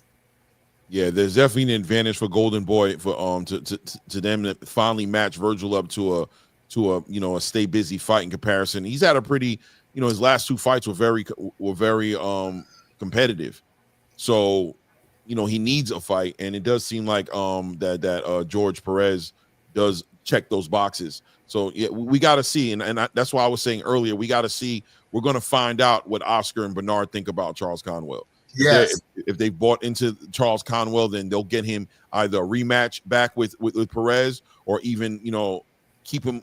The matchmaking will make the difference. I think he can fight a Madrimov or even a Jesus Ramos, which I think would be a very competitive, difficult fight. But it's a fight that I think Charles can get up for. And I think that's another thing I wonder when I think about Boots Ennis and how Boots spoke on the reason why the Karen fight became so much more competitive than people thought it should be. It was because he couldn't get up for the fight. You know what I mean? He was just like, this is not a fight I'm really looking for. It feels like Conwell's kind of at that point to where it's like, how much more do you want me to do at this point, to where you're going to start putting me in position? And this fight seemed to be the fight that was all right, man, let's go ahead and do it, man. I'm 8-1. I'll just go ahead and do it just to fulfill some sort of obligation I have. You know what I'm saying? To be compliant with my contract. But he didn't get up for it. And the next fight should be a fight that he can get up for, a fight that he understands, like, yo, I need to perform in a certain way. And I think he can. I was talking about it earlier today on my show, and I said, a lot of people were like, oh, you're not giving Perez his flowers, man. He was just a great fighter that night. I'm like, look, man, shout out to George Perez, man. I'm not trying to take away from him, but I still believe that Conwell didn't perform to his ability. Not that Perez was whatever you guys think I'm saying he's not. You know what I'm saying? But that Conwell wasn't the Conwell that we've become accustomed to seeing. Exactly. And Perez didn't beat the Conwell that we're used to seeing. That's all I'm saying. Exactly. Yeah, I just, from a guru standpoint, a trainer standpoint, Conwell tried to box too much, in my opinion, to get the right hand, the 1-2 off. You want to use the double jab to get in, and then go to the body of the tall guy to expose him, to open up, to go to the top. And it was opportunities, but Conwell just let him grab him and muffle his work on the inside. So it was just a lot of, it was just a lot of little technical stuff that I really didn't understand from the high level. And I know how they train over at Soul City. I know the effort they put in and the type of work they put in. It was just mind-boggling when I saw that. But I just hope and pray that, like I said, Golden Boy Oscar is definitely there for his African-American fighters like he is for his Latino fighters.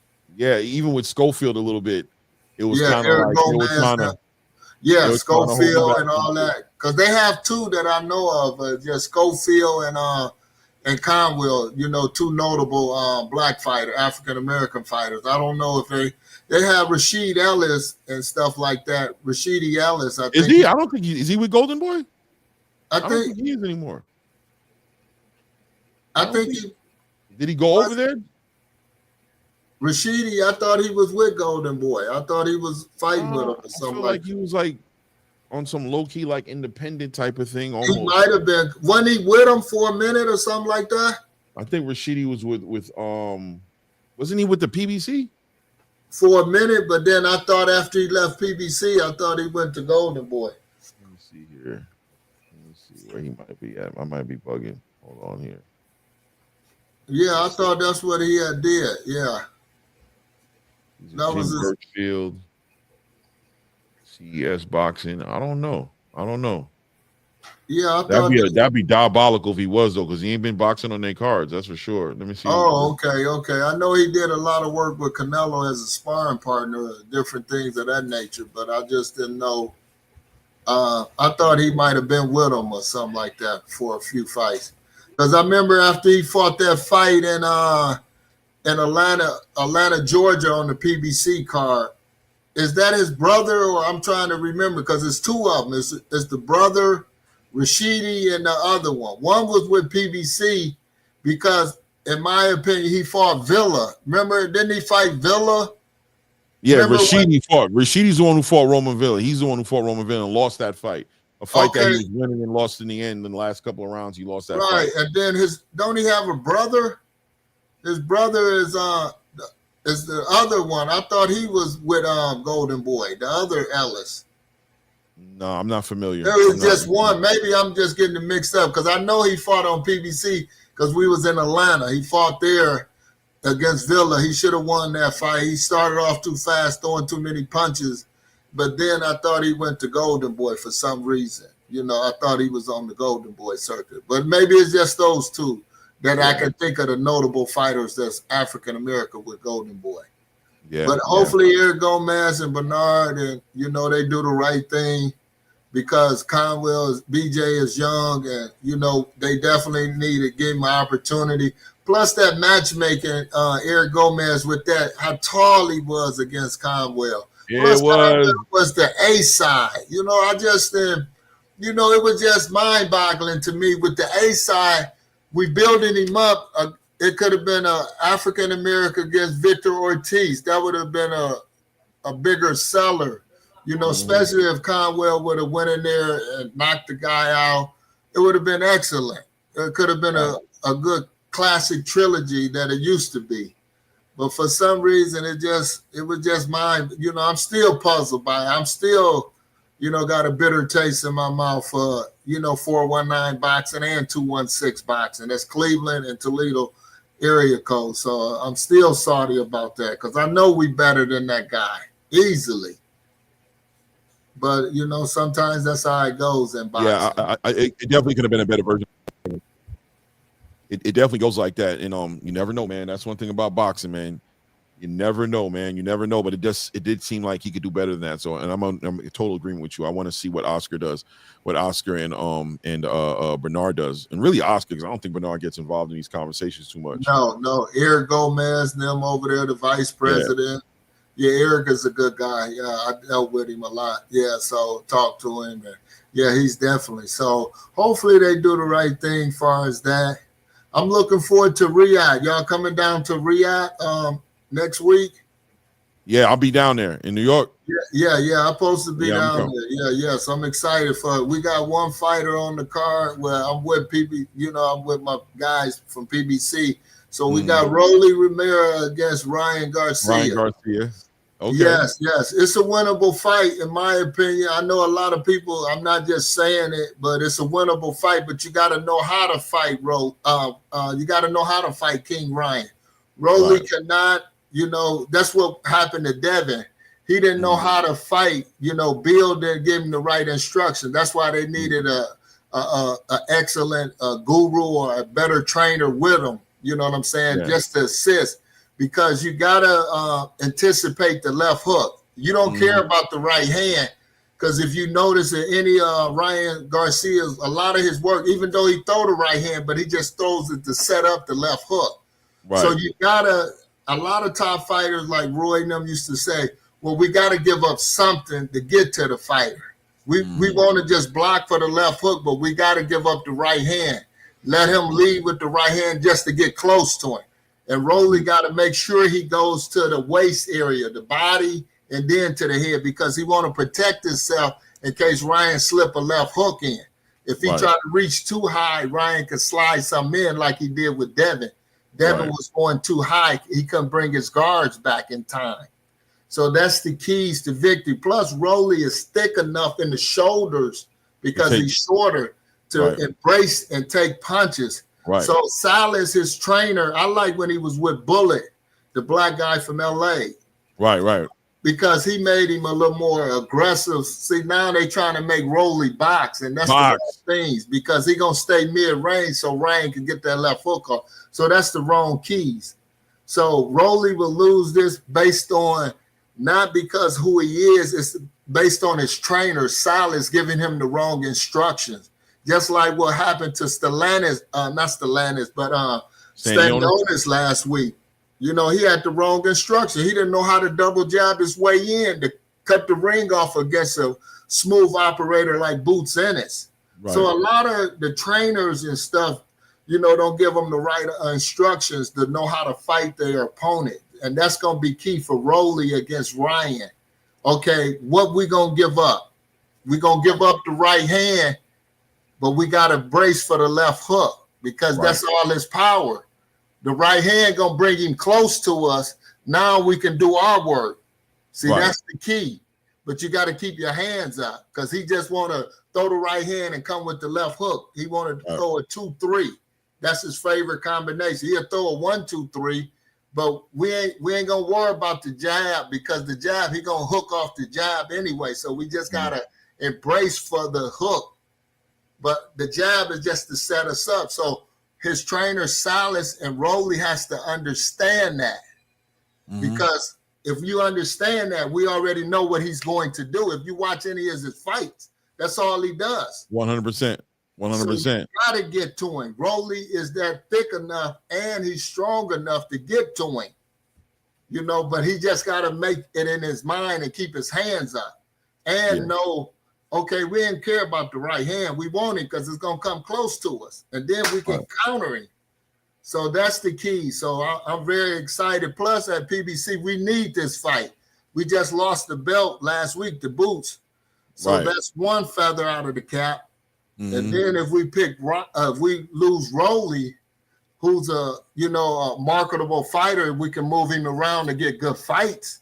So that'll be another feather. So it's very critical. That's why I'm so adamant about Rolly with the right game plan, because this is very critical for the legacy of PBC as a brand, because we got all the notable stars. Even though y'all all about Turkey, he has money, but he don't have really no notable stars. He's gathering them. He's trying to build. He's trying to build them right now.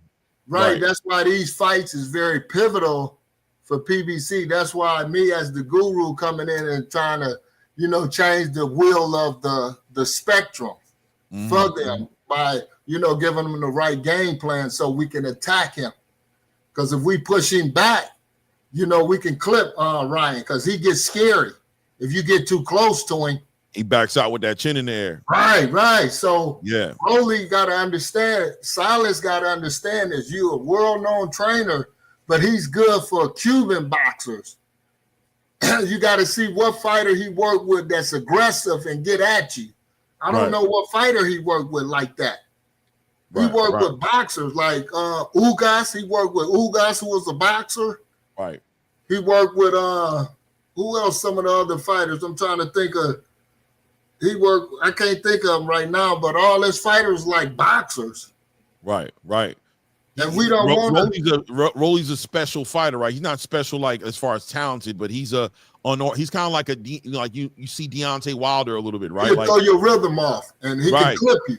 He can, but if you try to structure him too much, you'll put him out of his league. You'll put him in a space to where he can't compete because he's really not your traditionally trained boxer who's been fighting ever since he was 9 years old, 8 years old. He's somebody who brings what he brings, and you need to capitalize off that. You can't all of a sudden in the ninth inning turn this guy into this, boxer who's waiting and trying to get his time in and reading you. And he's going to get lost in the sauce, and he's going to just end up staying too stagnant, keeping his hands hold way too long, and he's going to allow Ryan to get a rhythm. And that's what Ryan wants, is that rhythm, that move. That bag he works on when he's working that Cobra bag, that's what he's trying to get going. He's trying to get that rhythm and get you moving the way he wants to.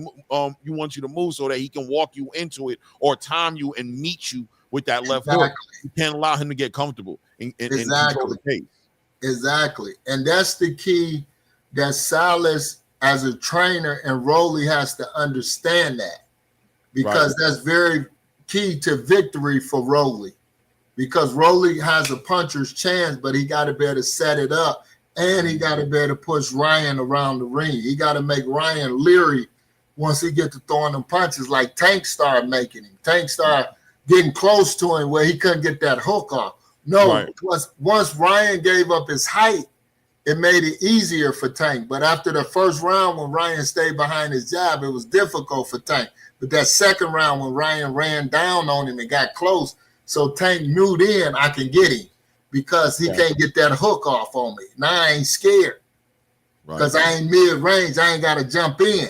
So Rolly and Salas has to understand that. We need this at PBC as a brand to keep another feather in the notable fighters in our cap, because they trying to do big things with Ryan Garcia. If him and Boots can fight, or they could just use him for other things.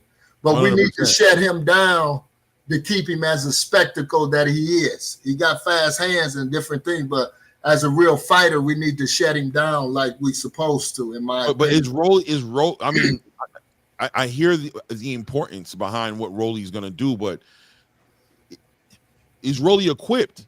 You know what I'm saying? Is he truly equipped to deliver that type of offense with the trainer he has in his corner? Is he equipped to do that? When he fought Isak, he just fought a fight that wasn't his fight. He just completely fought a fight that wasn't his fight, and it looked real bad. He looked like he didn't belong in the ring with a top 10 fighter. It looked like he was completely being outclassed by Isak, who was just catching him with these looping hooks, and he's still trying to remain patient and control the pace of the fight with a jab that we've never seen him have before, and he just completely put himself in position to get clipped. And one thing with Ryan is he's a shark in the water. When the blood comes out, one thing he knows how to do is finish. You see how he did Oscar Duarte. As soon as he seen that light switch with Oscar Duarte, he jumped all over him and got him right out of there. I'll be honest to say that I just don't think he's equipped. I think it's kind of like, if you guys are betting on Rolly to hold this down, this is gonna be a hard bet. You know what I'm saying? This is gonna be a hard bet to kind of cash out on. I don't know if Rolly's built like that. You know what I mean? Right. But see, the beauty about it, I like the great points you made, because when they tried to have him against Pitbull trying to jab, see, Rolly should have used his physicality, because Pitbull is small. Because Pitbull just throw loop and shot. So Rolly could have roughed him up, got close, and just made it an ugly fight. So that shows you what I'm trying to tell you about Salas. As a Hall of Fame trainer, you working with the wrong product, because he used to Cubans who can box, move. They got that rhythm. So that's where I think it's going to go wrong. But if Rolly makes up in his mind to think he's a haggler against a Hearns, I'm going to go right at him. Right. That's what he got to do. At him. You see how he was hitting the bag? I'm going to go at him. That's what I was going to say. Look at how he hits the bag. He's trying to set up the kill shot. That's who he is. That's who he is in his nature. Rolly's a dude who's trying to set up the kill shot. What I always said, one of the best Rollies I ever saw was the Rolly against Tank, right? Like he walked into that left hook, but at the end of the day, before that, I liked the game plan he was coming at Tank with. He was walking him down, keeping that pressure on him, and he kept setting up that kill shot, and he had Tank head on the swivel. Like, damn, this boy, like Tank even said, like, this is the hardest punch I've ever been in the ring with. This dude was really, I don't want to say scaring him, but he understood the consequences of letting even one of those shots slide up in there. That's what he needs to do with Ryan. He needs to do that with Ryan. See, he had Bullet as his trainer then. It wasn't Salas. So that's why certain fighters, certain trainers understand they dog in the race. He understand we got a pit bull, we got a puncher. Like I always used to tell Wilder, when you're a puncher, you don't go for feints. You're a puncher. You dictate the narrative because you're trying to clip them. If they do anything wrong, you're going to see the opportunity to clip them. With Rolly, you have to, brace for the left hook, but we got to go at him to force him back to get off so he can't plant his foot to get the leverage that he needs. Right. So we can stretch the fight out and then try to clip him. We got to go to his body, not to his head, because Ryan is tall. We don't want to expose our chin or anything. So that's where the trainer got to come in with the right game plan. Just like with Sugar against Tommy, a taller fighter, we have to be tight. We got to pressure him. Right. We have to. We can't stand on the outside. So Salas, that's what he teaches his fighters. So that's where everything could go haywire. And this is pivotal for PBC. Every fight now. It makes me nervous when you say that, though. When you say this is pivotal, I'm like, if this is pivotal for the PBC, this is a bad place that the PBC's in, man, because Rolly's just not favored. Like what I'm saying, Clay, is Rolly is a household name. That's why he's in the main event. Him and Ryan know each other. They sparred each other. Right. So he's a household name. A lot of these other fighters that Turkey and them dealing with, besides Bud and Canelo and them, those are not household names in the U.S. So with this fight being over here, even though people may hate on Rolly or whatever, but he going to get in there and get knocked out or knock somebody out or put up a good effort. So when you got household product, it's sales. Right. So that's what I'm saying. We want to hold on. Me as a fan, and PBC been good to me. I want to hold on to our market value because our market value might be bigger than the money that Turkey has. You see what I'm saying? Because we have market value. He got money, cash money. Money don't mean nothing when we got the rights to the market value. You got to come see us, even though people might be praising you, but we still the guy because we got Tank Davis. Who's bigger than Tank? Bud ain't. Nobody. Bud ain't. He helped on Lamont Roach. If he knew, he already whooped Lamont his whole life. He know his whole family. They created a sequel. They made the business. They made Lamont, gave him retirement money. Golden Boy wasn't going to do that. Oh, he with Golden Boy, I think. Yes, he with Golden Boy. That's Lamont? Yeah. Ain't he? No, Lamont PBC. He a PBC pro box fighter. No, he's not with PBC. Lamont Roach is independent.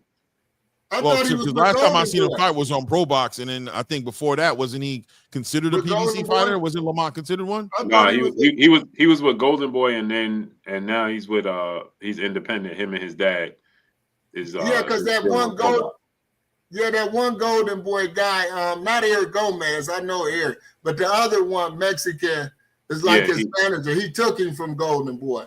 Yeah. He's no longer. I can't think his name. He was never with PBC. But don't forget, Turkey got Canelo. Canelo's bigger than Tank. Facts. Well, what I'm saying is, but Canelo is on the way out, in my opinion. So is Tank supposedly? Well, Tank, no, not yet. Tank got too much money on the table. He got too much money on the table. What money does he have on the table? Oh, he got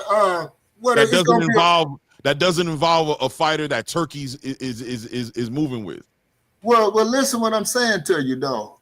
Listen, any fighter besides Canelo Alvarez And if you look at all the other fighters besides Tyson Fury, the rest that Turkey did business with, if they not a co-promotion with Top Rank or nothing like that, they not notable fighters. They not nothing. You know what I'm saying? Even though they're Europeans or wherever country they are, right? But they not notable fighters.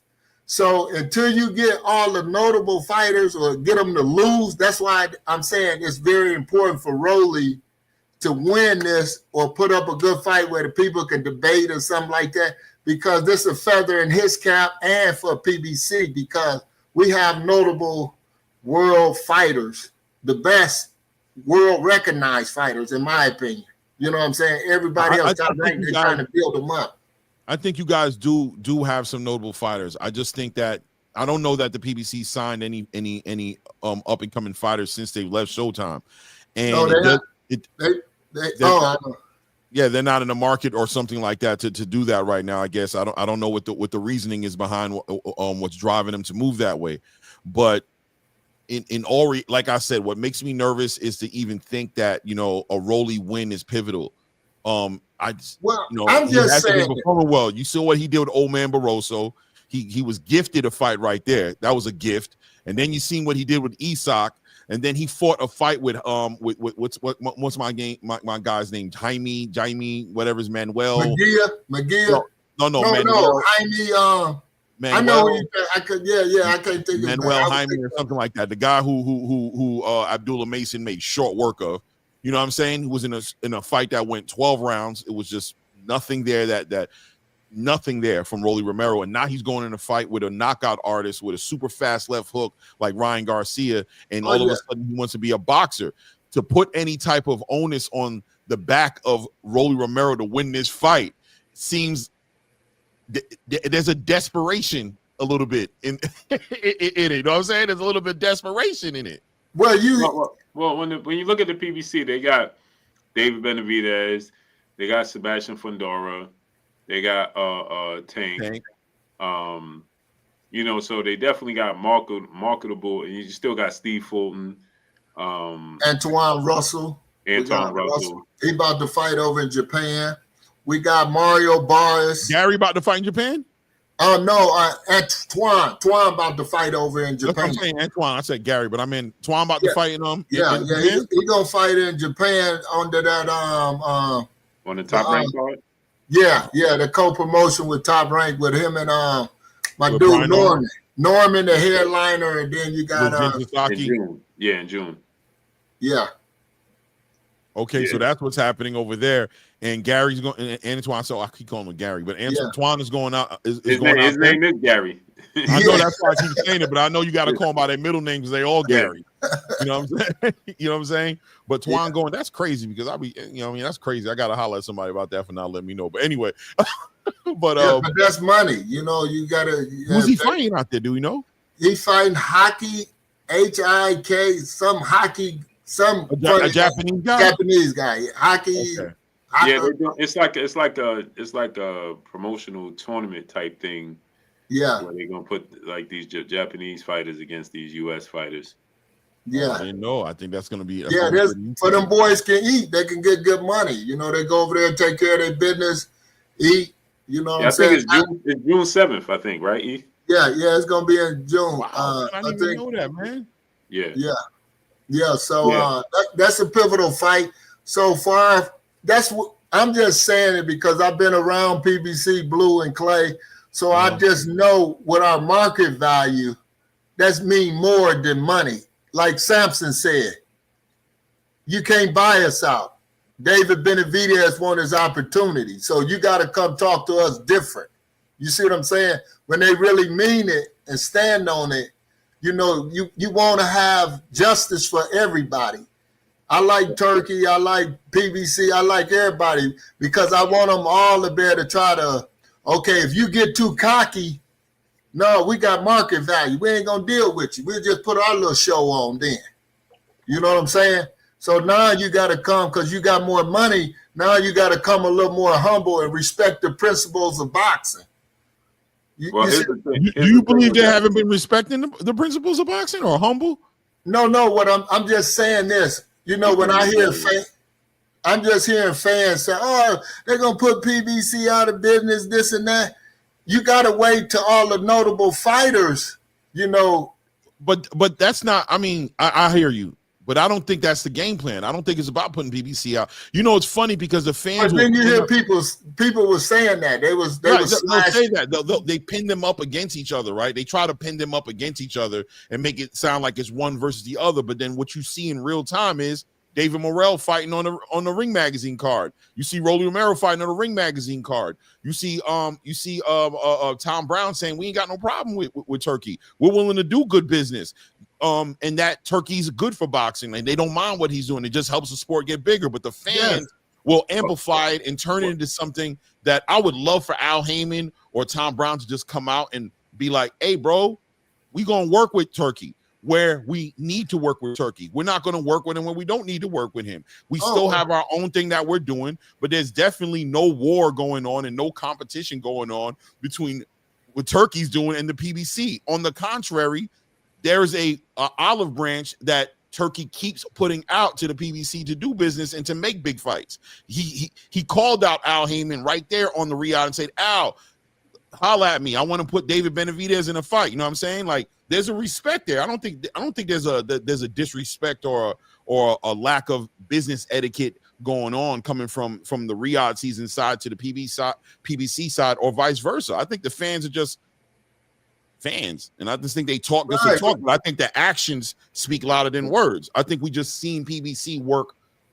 too much with Riyadh to make it look like it's one or the other. They just work too much with each other. They were on the card with Terrence Crawford and the Madrimov card. Yes. You know what I mean? Ryo was fighting against Isak. You saw David Morrell. We had a notable stars, we had a notable star. And I just want people, the fans or the... Let me say this, right? It's not that PBC has the notable stars, because all the promotional companies have notable stars, right? Top Rank have them. Golden Boy has it 2 or 3 maybe. But the importance of Turkey is being a bridge to eliminate the politics. To say, we don't do business with this company, or we don't do business. No, he eliminates that. So that way we can put these notable stars together and compete. Hence the like you guys was just saying, we get in these cards and we get the PBC, Top Rank, Golden Boy, they all on the cards. That's how it should be. Yeah. That's what the sport of boxing should be, right? Where the PBC can have their own cards, and then when you get big high profile, top to bottom, they participate in that along with Top Rank can have their own cards. But then when you have this, Turkey, the importance of Turkey is that he could come and he could say, okay, you don't need the budget from the network because I am the budget, right? So I'm going to pay your fighters and then y'all do the rest. Y'all figure the rest out. So he's doing the most important part, which is he's eliminating the constant historic battle. He's eliminated A side, B side. Well, my promotional company is the A side. Your promotional company is the B side. So now, just to give an example, HBO and Showtime, they both big entities. HBO ain't gonna want to budge. You know what I'm saying? Hold on, because again, at the end of the day, the thing that most people miss is that these networks don't care about boxing. At the end of the day, you know what I'm saying? We got to bring boxing to them. They don't care about boxing. They're not looking to seek out boxing, right? So when you have Showtime and HBO, it's a situation where they're like, wait a minute, we do better business and bigger platform than y'all, right? And then Showtime is like, well, no, we do X, Y, and Z, but now we got the bigger fighter, so now the fight don't get made, right? Because again, Showtime don't care, HBO don't care, ESPN don't care, you know what I'm saying? DAZN don't care. The thing is, Turkey cares, and he's playing the role of the networks. So he's the bridge that now you don't hear A side, B side talk. Since Turkey's been in the sport of boxing, you don't hear any. He's eliminated that conversation. It's so much so that even the biggest fighters, like Tank and Canelo, so on and so forth, it sounds silly when they say it now. Right. Now it sounds ridiculous because he eliminates it. I'm paying you buku money. Why do you care what he's getting? Why do you care what side, what role he plays? He eliminated that, right? Because he says, hey, right now, I'm going to pay Canelo $85 million and I'm giving Terrence Crawford $50 million. What the hell they care about who the A side and who the B side is? Oh, yeah. They don't care no more. You know what I'm saying? Because, and now the obvious is going to happen, right? When you talk about A side, B side, I'm pretty sure when they get down to the nitty gritty, they're still gonna have conversations where Canelo's like, I'm walking last, so on and so forth, that type of thing. Obviously, right? But those are so minute now because the biggest roadblocks are now removed. You know what I'm saying? So what he did is he eliminates the high profile fighters, right? So like you were saying, you have the big names with the PBC. It don't matter no more because what he's doing is he's paying everybody. So now, yeah, David Benavidez is the bigger name, let's say with Caleb Smith, right? Caleb Smith was with Matchroom. David Benavidez is the bigger name, but they both getting paid, so nobody cares. You see what I'm saying? Like, so it mattered when we was talking about pay-per-views, or now if it was just solely Matchroom and it's solely PBC, now it matters, right? Because there's no bridge in between. But now that Turkey is there, right, it doesn't make sense to say, well, I'm the bigger entity, because now you're getting paid anyway. He's actually overpaying, right? What they complained about what Al was doing when Al first started, when they took him to court, is that he was overpaying the fighters, right? And they couldn't match that. And then that's what Turkey's doing. So, but the thing is that he don't have to go to, in a sense where Al had to go to the promoters, the networks to get the budget to overpay the fighters.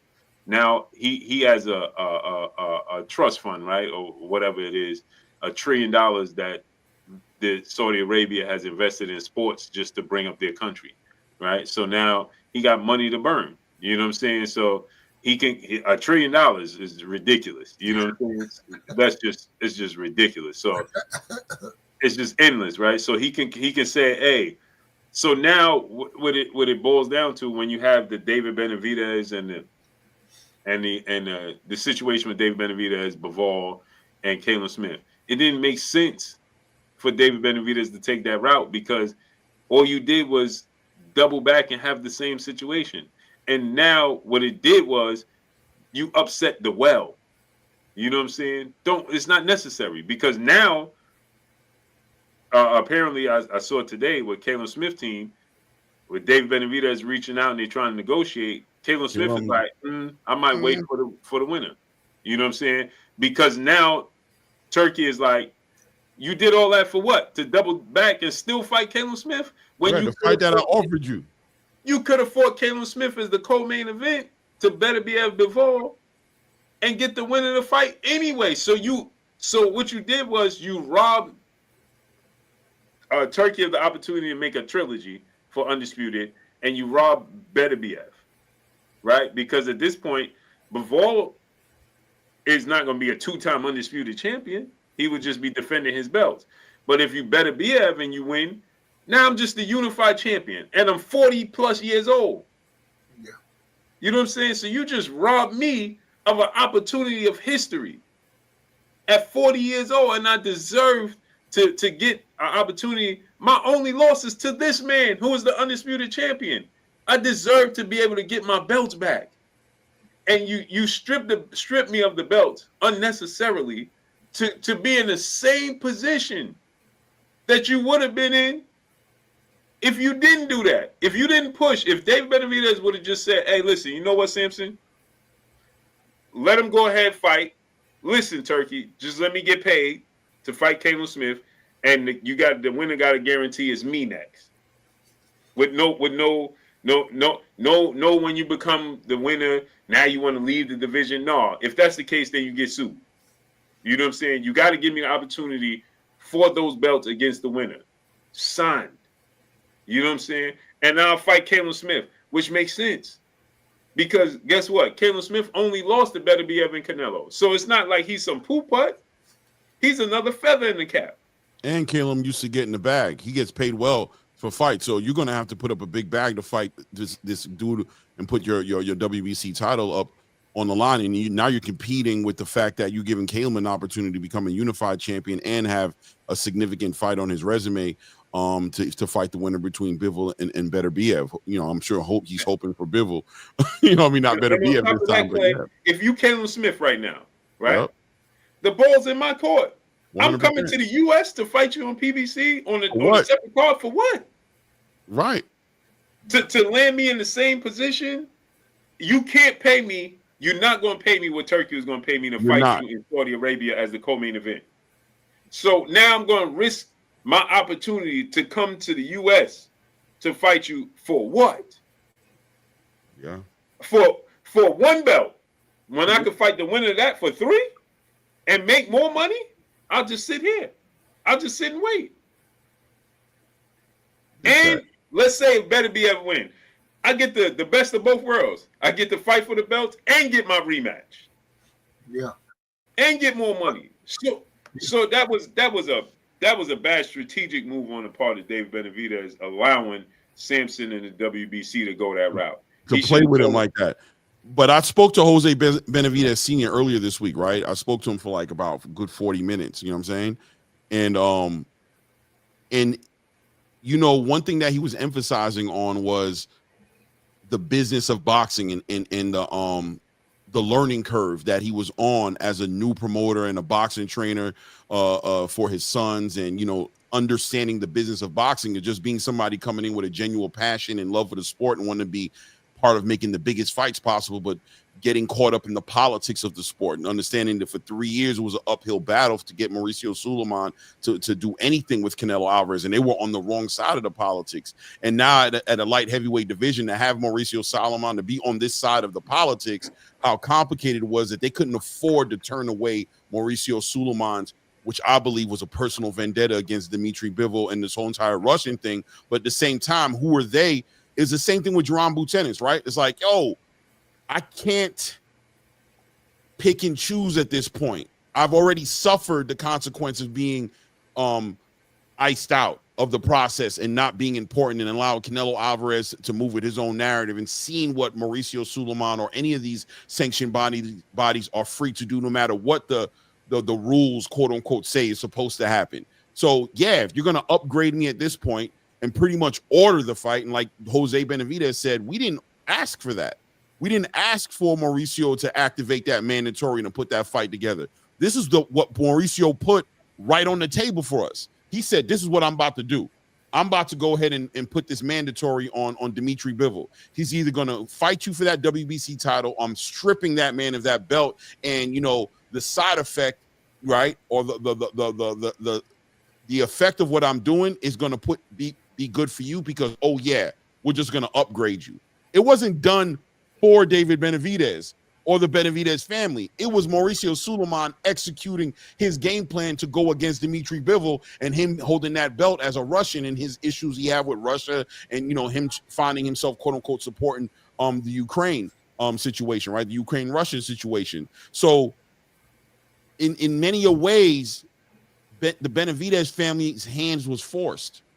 You know what I'm saying? It was forced, because we know David already had spoken on an interview and said he expected, if Bivol won the fight, for there to be a trilogy. And he said, rightfully so, there should be a trilogy. That's what David Benavidez said in an interview. He said there should be one. If Bivol wins his fight, of course, I'm going to make room and sit back and allow them to fight. And even Jose Benavidez said he had no problem going to Saudi Arabia to fighting the winner, to give his son a chance at undisputed. You know what I'm saying? But ultimately, what was on the table was what was on the table. The WBC is the one who dictated the terms, and obviously got in the ear of Samson Leakowitz, who's another part of this whole entire plot or political move that the Benavidez is just caught up in. So they had to take it. Once again, the same thing as Jaron Butenis.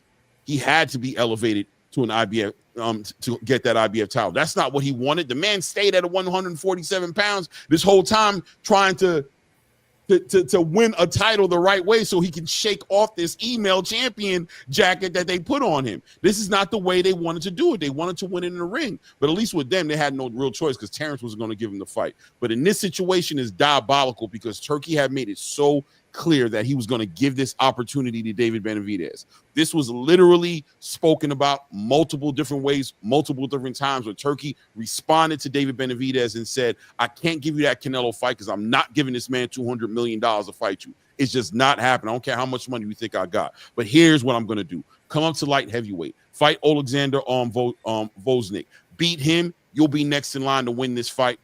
The winner between Better Beef and Bivol. What ended up happening is the rematch and then in turn the trilogy. So it's become a more drawn out situation, but at least David Benavidez knew where he stood in that conversation and knew why he was in the light heavyweight division.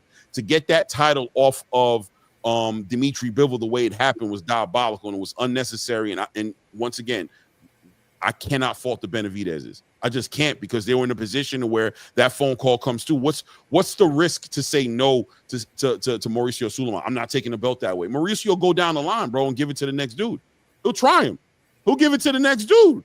And now we're back in the situation now where we're playing this WBC politics game. I'm sitting on so many interim belts. I'm the biggest interim champion of the last 20 years in this sport. I'm the WBA interim champion. I'm the WBC interim champion. This man literally walks around with like 3 to 4 WBC titles around his chest that are all interim champions. It does get old after a while. And what else can they do? Stand on morals and mess with the business of boxing, the business that has treated them like ass for the past 3.5, 4 years, that throw in his face that he popped on cocaine or on drugs, whatever you have, that say he blew it on the scale and lost his title. They gave him no respect, no matter if he beats a Caleb Plant, if he beats a Boo Andre, no matter what he does, they won't give him the respect. No, he had to take the title, man. He had to take it. He had to take what was given to him. I'm not even mad at him no more, to be honest with you. I think the politics of the sport is diabolical, man. And that's why Turkey, Dana White, Nick Khan, all these people that are coming into the sport that the fans are having an issue with don't understand that you guys made a lane and opened the door for these guys to come in the game because the sport has been so wild west for the past 30 to 50 years that the fans, especially a lot of casual fans who are coming from a UFC or sports fans who are used to structure, who are used to rankings, who are used to all that, are having a hard time keeping up with the sport that has like what? How many belts right now are in boxing? In all reality, yeah, it's a bunch of them. Yeah, it's ridiculous. It's a wild west. Everybody's a champion. Everybody got a damn belt. Everybody got an interim, an intercontinental, a silver, a full belt, a super belt, 4 or 5 different sanctioning bodies. You got the IBO 5. You got Ring Magazine. You got the lineal champions. Who's who? Who's who? And who does what? It's insane. You ain't lying, man. I get it. I understand. But I just think that they should have understood that by doing that, you didn't just upset the WBC. You upset Turkey. You know what I'm saying? And the bag. And now, yeah, you the WBC champion, but now it looks like Turkey might keep you on the outside. And when he's offering these bags to these fighters, they're going to take that bag over anything. Just is what it is. Caleb Smith going to take that bag. 100%. You know what I'm saying? Anthony Yarde, whoever else is at 75. That's what he said. He said 3 fights they're looking for. Jose Benavidez says they're looking for the Anthony Yarde fight, the Caleb Smith fight, and the Zurdo Ramirez fight. That's what he said, right? And the Zurdo Ramirez fight is a fight that they're negotiating with Oscar. I'm telling you right now, Turkey got a big bag on putting that open tie Zurdo Ramirez fight down. So Zurdo Ramirez they're gonna have to come with some real money to get that Zurdo Ramirez fight. They are. And here's the thing. Kurt Robinson, what's up, family? Salute to you. And here's the thing, right? This is the thing that I don't like. So let's say they said they're looking at Zurdo. If you go the Zurdo route, then why you let Mauricio use you as a puppet? And that's what it is, Blue, right? They got used. They got used, man. They got used. And so you going the Zurdo route, you going way up You ain't come. You go to cruiserweight. You ain't coming back down. They say they're coming back, but I agree with you 100%. I just don't see it making no sense. That's 25 pounds, my guy. That's not 8 pounds, right? That's not 8 pounds that you're going up real quick. That's 25 pounds. Right. Now I know. I think it was Keon or was Ray. One of them said that all he got to do is be over 75. David's not doing that. David cuts weight to be at 175. That's what I was just going to say. He cuts weight. That's what I was going to say, right, Clay? Because, man, once you get comfortable with that extra weight, ain't no way I'm coming David back. Coming in that ring 200, and he's rehydrating 215, 210, 212 at that fight. He coming in as a big boy. He coming in as so big, it's gonna be like a 40-pound weight cut for him to get back to 175. It's gonna be like a 35, 40-pound weight cut. Easier said than done. I know he's young, but I'm telling you. Once you get that extra added weight, I got this extra added. Man, I ain't coming back down. No way, bro. And if I do come, if he comes down to his own potential detriment, bro, he will not be the same fighter he thought he was going to be. He's going to be drained. It's pointless to go fight Zerto. Jose, my guy, it's pointless to fight Zerto. Because once you go there, first of all, the names don't carry the same weight as 75. Beating you Zerto going to be there. Opataya going to be there, right? Those fights going to be there. Bivol, those are legacy fights. Those are solidifying your legacy. You beat Artur Beterbiev, a Bivol winner. You beat Caleb Smith. You stopped Caleb Smith, and you stop Beterbiev, a Bivol winner. That's only 2 fights. And let's think about also what was on the line for him. If he would have got that fight with Dimitri Bivol, right, or Beterbiev winner, he'd have been the undisputed light heavyweight champion. Turkey right now has Canelo Alvarez on a 5-fight deal, bro, paying him top dollar, bro. You would have sweetened the pot that much more to potentially get a Canelo Alvarez fight. And that's what I'm trying to say, right? When we talking about the PBC has the stars, but do they have the dance partners? Let me tell you something, man. You know, in that movie, How High? Y'all remember How High? Yeah. And there was a scene in there where Method Man is trying to roll, where Method Man is trying to roll some weed. Or I think it was Redman, and he messed up the blunt, right? And he was like, "Damn it, I can't do nothing." And then Method Man looks into the car, and he says, "You got some bud?" He says, "You got a blunt?" He's like, "Yeah," and they smoked together in the car, right? And they became like this. Right. And it's like the metaphor is, yes, it's great to have the A side, but do you have the B side? You guys have wasted a lot of time over the years discrediting what the B side brings to the table and making the A side the end all be all. And what you held over the B side's head was a payday. Well, Turkey is that intangible that you guys didn't count on. Somebody who's going to get behind the B side and be like, we'll put money on the B side. So now the B side has just as much leverage as the A side, because what the A side didn't acknowledge and has to acknowledge every single time they try to put these fights together is that the B side has a purpose. The dance partner serves a purpose. And that without the dance partner, you ain't big enough to just knock out and build out stadiums and pack out and sell all these pay-per-views against anybody. You got to fight somebody. And what Turkey's done is he's taken all the backs to the earrings. You know what I'm saying? He's taking all the backs. So now you guys are walking around here with earrings falling out your damn head because you slept on how valuable that back piece was. You slept on how valuable that back piece was. So you guys got to come together now, or you're going to sit there walking around with a bunch of earrings falling out your damn head, looking crazy, thinking that that's all, that was the end all be all. Having one side or having one ingredient doesn't make the meal. The meal is made by the seasoning, by the oil you're cooking it in, by the stove you cooking it in, sitting there on a damn steak without a grill to throw it on or a way to cook it. You about to eat a raw steak? Yeah, you're right. That's an Omaha nice raw steak you got there. How you gonna cook it? You don't got no fire, bro. Turkey got the fire. Turkey has the other side to the conversation. And when you alienate yourself outside of that conversation and you make it an end all be all, I got the belt, I'm this and that, you're in a different era of boxing where that doesn't hold as much weight, which is why Turkey sat back and put that statement out there, and he goes, I'm not interested in the David Benavidez Dimitri Bivol fight no more. Hey, Bivol, don't forget who butter your bread, but do what you want to do. What did Bivol go and say? The belt ain't that serious. Fighting you ain't that serious. He said, no, I'm good. I'm good, bro. I ain't mad. He put a message out like 2 days later. Hey, man, I know who loving on me. Yeah, but you got to look at it, though. Yeah, you definitely have to look at it. Turkey building his reputation on, I'm supposed to be putting on the best fights. Mm-hmm. With all that money, when you can't put on the best fights and you take stuff personal because Sampson raised this guy, then created him into a superstar, and then now you mad because I don't want him to come join forces. We know his market value. We know we can make it bigger. If you really want to do right for the sport, you would respect that instead of, I don't want to deal with Benavidez and Bivol. You throwing a temper tantrum.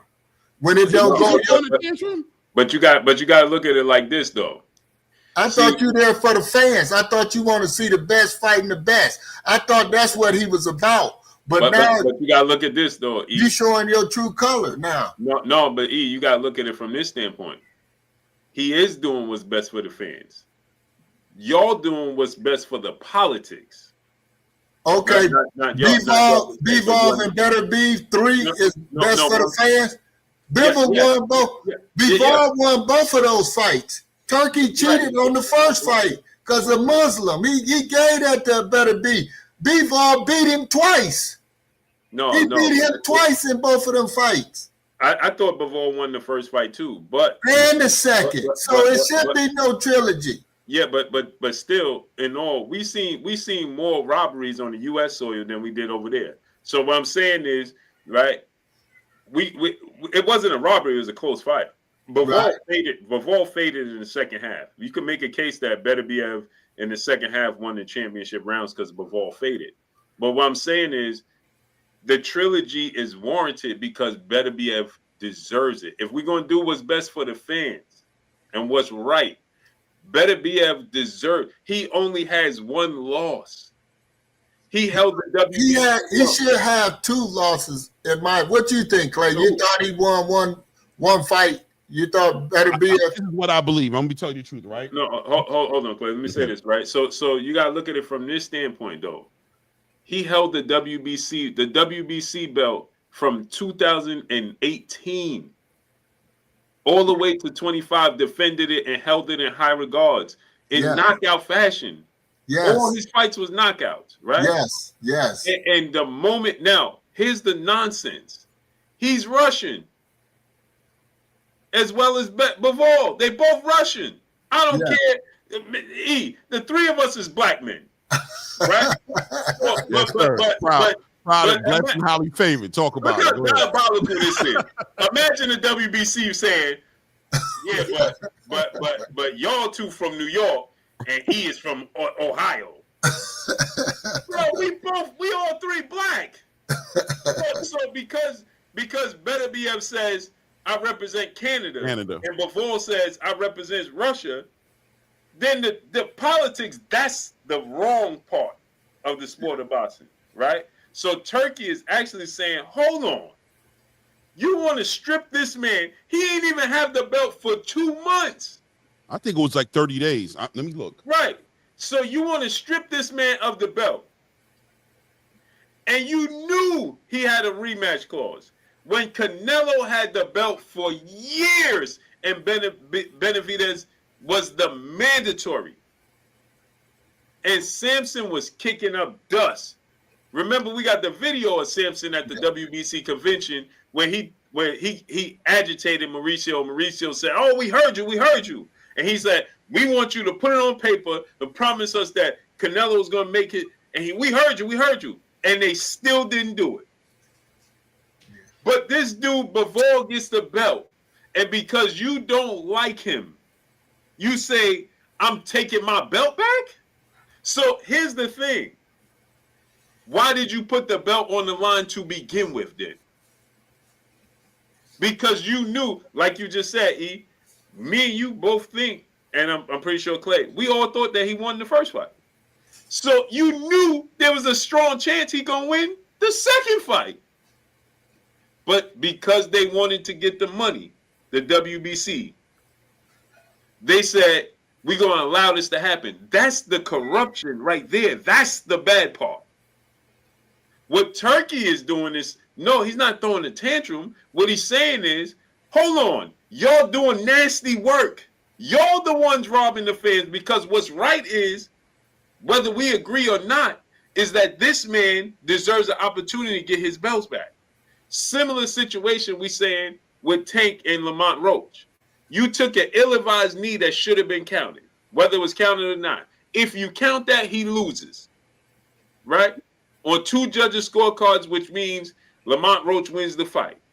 So today's time, what we all saying, Lamont deserves the rematch.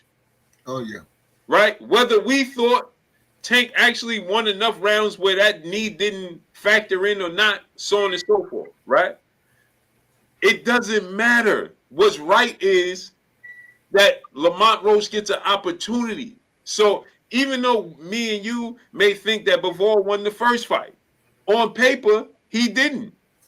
Yeah, and Beterbiev, because he was the undisputed champion, he deserves the opportunity to regain his title that he held in the WBC in high regard. They didn't hurt Bivol, right? They hurt Beterbiev. And he's the one that represented your belt for 7 years. So what Turkey is saying, this is nasty work. Y'all want to play this game? Then go that way. Now we'll play over here. It's not him throwing a tantrum. It's him doing what's actually right. It's him being decisive and working with resolve. It's him being decisive and working with resolve. He's a no games type of dude. He very calmly laid back and operated on his privilege. Since Mauricio Suleiman operated on his own privilege, he quite respectfully fell back and said, well, I'm good. Just a no nonsense energy. That's like your kid trying to tell you how it's going to go down in your house, and you let him know respectfully, you can go and get the hell out my damn house and go find your own damn house. Now, if the kid wants to go and be like, yo, dad got emotional and threw me out the crib. Did I get emotional? Or did I just let you know? Right. Very respectfully. Hey, I'll buy you whatever car you want. Just don't park in my driveway. That's it. Oh, you being petty. Am I? Every time I come home, you in my driveway. Hey, bro. So we got to look at it like this, right? Take this into consideration. The WBC, Turkey is essentially saying, bro, I'm doing y'all a favor. Y'all can't do me a favor for one fight? I'm putting on this whole Grand Prix for you right now. I'm funding this whole damn Grand Prix for you. And you can't give me one fight? Because the harsh reality is this. It's a trilogy. We ain't going to see no more fights. Yeah. Right? We seen Holyfield and Bo 3 times. Right? So we know Bo, and that's the second time he was out of shape, didn't take it serious, so on and so forth. And guess what? He had a fight in between that, though. He did, but remember what happened. Ray Mercer, yeah. Holyfield got robbed of history because of who? The WBC again. If the WBC, if the whole situation, Lennox Lewis and Riddick Bowe don't happen, Holyfield is just take this into consideration, people. He would be a 2-division undisputed champion and a 3-time undisputed champion. Right. But yet he's a 2-time undisputed champion and a unified champion because the WBC, once again, unnecessarily, because it's unnecessary. It's only one fight. And a Caleb Smith lucrative fight. What Samson Leakwood said, it wasn't like the man was like, sit on the side and wait for us. Let me give you this. I'm going to pay you a king's ransom to put this fight together on the undercard of on this fight, and you're going to get the win. We're going to build up this fight. right? Not to mention, Clay, we watched you not do it with Canelo for years. Man. So now you get to also potentially beat the man who beat the man. And I just want to go on record just to show you how petty and diabolical this was, that Dmitry Bivol beat Artur Beterbiev on February 22nd. March 5th. Do the math. March 5th. Mauricio Sulaiman orders a fight between Dmitry Bivol and David Benavidez. Just to give you, just to put some perspective on it, because you said 2 months, and I want you to be clear, like, no, we being extra nice. 2 months might have not been so horrible. He waited all about 2 to 3 weeks to put that together and let Canelo Alvarez sit on that WBC title for 3 damn years. And then we know it's about money, because here's another thing, right? When we was first talking about it, here's another thing why I said that Turkey is important for the sport. Because remember, all this time we was talking about Bivol Beterbiev for years. And the WBC said, I'm never sanctioning that because of the chain of events between Russia and Ukraine. What the hell that got to do with Bivol? Bivol trains here in the States, just like Beterbiev don't even train in the States. He trains in Canada. That's about he trains in Canada. Bivol trains here. He ain't start the war. It's not his fault that they at odds. So he's supposed to denounce his country. Now, I want y'all to think about this. He's supposed to denounce his country because of the unfortunate chain of events. But the Mexican fighters denounce their country when the cartel is doing dirt?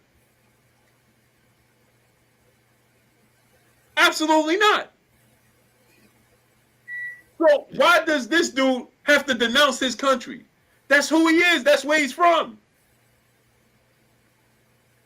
He ain't on the front line. He ain't hurting nobody from Ukraine. So you want this man? I don't remember Beterbiev denouncing Russia. He just says he represents Canada, by way of Canada. Right. Right? Floyd Mayweather always say, hey, I'm from Grand Rapids, Michigan, by way of Las Vegas. Oh, man, talk about it. Does he even have a house in Grand Rapids? Right. He got a house in Dubai. Right. So he got a house in New York. So you mad at Bivol for what? The dude mind his business. So you going to tell me, for years you told us you're not going to sanction that fight if it happens. But here's the kicker. As soon as Turkey, because see, this is what you said, money don't matter, but it does. Because as soon as Turkey came in with that moolah, all of a sudden the WBC said, oh, make it out. No, we ain't got no problem with it. Oh, he got right in position. Got his butt right in position. So now all of a sudden you, not one, but 2 fights you okay with? As long as the belt is in the right person's hands. Right. Exactly. Come on, that's nasty work, man. Yeah, he probably didn't like it when Canelo tried to bring up that WBC belt. Was that before or after that? Maybe that might have had something to do with it. No, that was definitely after that. That was after he started trying to force Bivol into this situation. Right, that was right in between. That was right after the Dmitry Bivol Beterbiev fight, right? Okay. But that was right around the time with the Dana White, Nick Khan, and the whole entire announcement of that TKO league that they was going to do. Mauricio Sulaiman took a little indifference with a little offense to the one belt thing and eliminating the sanctioned bodies in his league. And then all of a sudden the following week, to be honest with you, I think it was a 50-50 thing between Dmitry Bivol being Russian and also not liking what Turkey was putting together that wasn't going to include his belt in the conversation. He took it as when he said, I'm giving Dana White the right to take over boxing or whatever have you. That's when all the promoters kind of got up in an uproar. But then he also came back and apologized like a week later, like, oh no, I take it, that's not what I meant by that. I like what Turkey's doing. I think that league is going to be great for boxing. Anything that brings eyes to boxing is good for boxing. We all going to benefit off it, et cetera, which I believe he did, because the reality was bro, don't forget I'm paying for your damn Grand Prix. That's going to have 128 damn fighters, 4 different phases. You know what I'm saying? Of 4 different weight classes with your sanctioning body belt over the whole thing. And remember that at that point in time, Mauricio was trying to push that Bivol strip and all that, make a decision. And Turkey was like, wait a minute. Do you remember that's when Turkey had tweeted out, Bivol knows where his bread is buttered. He knows who looked out for him, right? Because remember, Bivol was like, I don't want to lose my belt, so maybe I'll just go for this fight and then double back for the better BF fight. And Turkey was like, hold on, nah. They want to play that game, bro. You know where your bread is buttered. You know what I'm saying? And Bivol was like, you know what? Yeah, you're right. So what happened was now Canelo was up there, and Turkey was like, it gave him the perfect opportunity anyway because he wanted to do away with all the belts anyway, and now Canelo trying to get up there with that WBC, and Turkey was like, nah. Now you let them keep their belt. Why don't you don't strip Canelo now? This dude and you saw what Canelo did, by the way, right? By the way, just let's be clear, there was no resistance. Canelo was like, and once again, that's just to show the money move, everything else, you know what I'm saying, is what it is. Was like, said, oh, no problem. He looked right back at that dude and said, get back that thing up. Bro. Hey, bro, back that thing up. Yeah. Hey, man. What Canelo said? He said, hold on. Got right in position. Hold on. This ain't included in that check that you sent to my bank account? Get that thing off me. Get that thing off me. Hey, man. What y'all don't hear through your ears, bro? Yeah. Hey, this thing affects my bank account? A picture, right? Okay. Yeah. This gonna affect my bank account in the future? Oh yeah, no. You go ahead and do away with that. Belts ain't paying for that damn Mexican steak I've been eating on, bro. That's how no. You could do away with that, bro. They showing me nothing but love. I got 80 million to fight William Skull, and then 80 million to fight a blown up welterweight. Yeah, no, you can go ahead. All I'm thinking about is that Fatal Fury belt. Let me look at that thing again. I'm about to make $160 million before the year is up. Ooh-wee. Listen. And you know Canelo might double back and fight in December. Yeah. He might let Bud Whip win so they can run it back. Imagine. Yeah, just to keep it going, because they don't have too many moves on the board. You know what I'm saying? Imagine. Because they don't want Benavidez, so they ain't got too many moves, so they might try to. No, they got Bivol. They got Bivol, and they got Yeah, you're right. They don't got that many. Canelo don't got many moves. But the thing with Canelo at this point, he gonna do like 80 million. I don't need no more moves. Yeah. Well, he still want that icing on the cake. That 100 or 200 million. Just for one fight. But it's guaranteed. So win, lose, or draw. Yeah. Oh yeah, Turkey ain't gonna play with him though. Let's not get it twisted. Turkey ain't gonna play with him. Turkey gonna. He ain't gonna go in there and lay down. But right. But they'll stretch it out. You know what I'm saying? They'll write the theater. Because you gotta think, the reality is the only threat is Benavidez. Yeah, right. And they know that. That's why Sampson wanted to hold on to his stake and his rights to his fighter, because he know his fighter can whoop all of them. But that's what I'm saying though. That's why it don't make sense. Why are you talking about Zerto? Because was going to be Zerto was going to be the next phase after he cleaned out the 175. Right. No, he's saying right now. Yeah, they're trying to get that fight next. If Caleb's not available and Yard's not available, they're in current negotiations with Oscar De La Hoya to make that fight with Zerto Ramirez. This is coming from Jose Benavidez Sr. Which is that might just be clout. That might just be some clout. Or it might just be a fight they're trying to put together because they got nothing else. Anthony Yardy's fighting on this card this weekend. He's fighting on this fight, so you can't negotiate a fight with him right now. Caleb Smith has already showed you. Let me call you in the morning. Let me get my sleep. So he's already showed you that what he's thinking about. Dimitri Bivol and Artur Beterbiev look like they might be off the table because it looks like Turkey might be letting Samson Likowicz know, don't call my phone no more. I don't even want to play with you like that. So what options do you have? So who the other top 5 light heavyweights at? But they got to be money too. They got to make sense. They got to be money. They got to make the pay-per-view. It's got to be PBC's model is pay-per-view. They don't do free fights with David Benavidez. It has to be somebody who's going to bring enough attention to it to make it make sense for Benavidez to make the money he's supposed to make off the back end. You know that. That's how the PBC runs. It can't just be anybody. They can't pull Joshua Buatsi up there.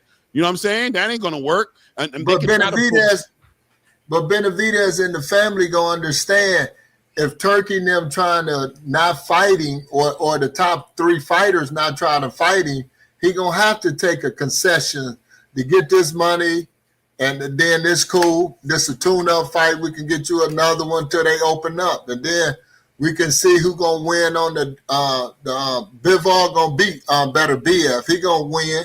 So, and then if he don't want to fight then, okay, we just move on from that. But it's going to be opportunity because we got other fighters that's opening up. So, like who? Well, I got to look at the top 10. I can't tell you off the top of them. If you pull up the top 10, if you got to look, that means it's not a notable fighter. I'm just saying, there are fighters. Jesse Hart is available. Is that what y'all want to do? Y'all want to do Jesse? Right, but what I'm saying to you is this. David Benavidez is a sell by himself because he going to say this. We want to fight. Listen, this is what they going to say. We want to fight Bivol. We want to fight Better BF or Smith, but Turkey don't want to fight. He claimed he there for the sport of boxing just because we want the rights to our fighter. Now you don't want to fight, but then you holler about you for the fights.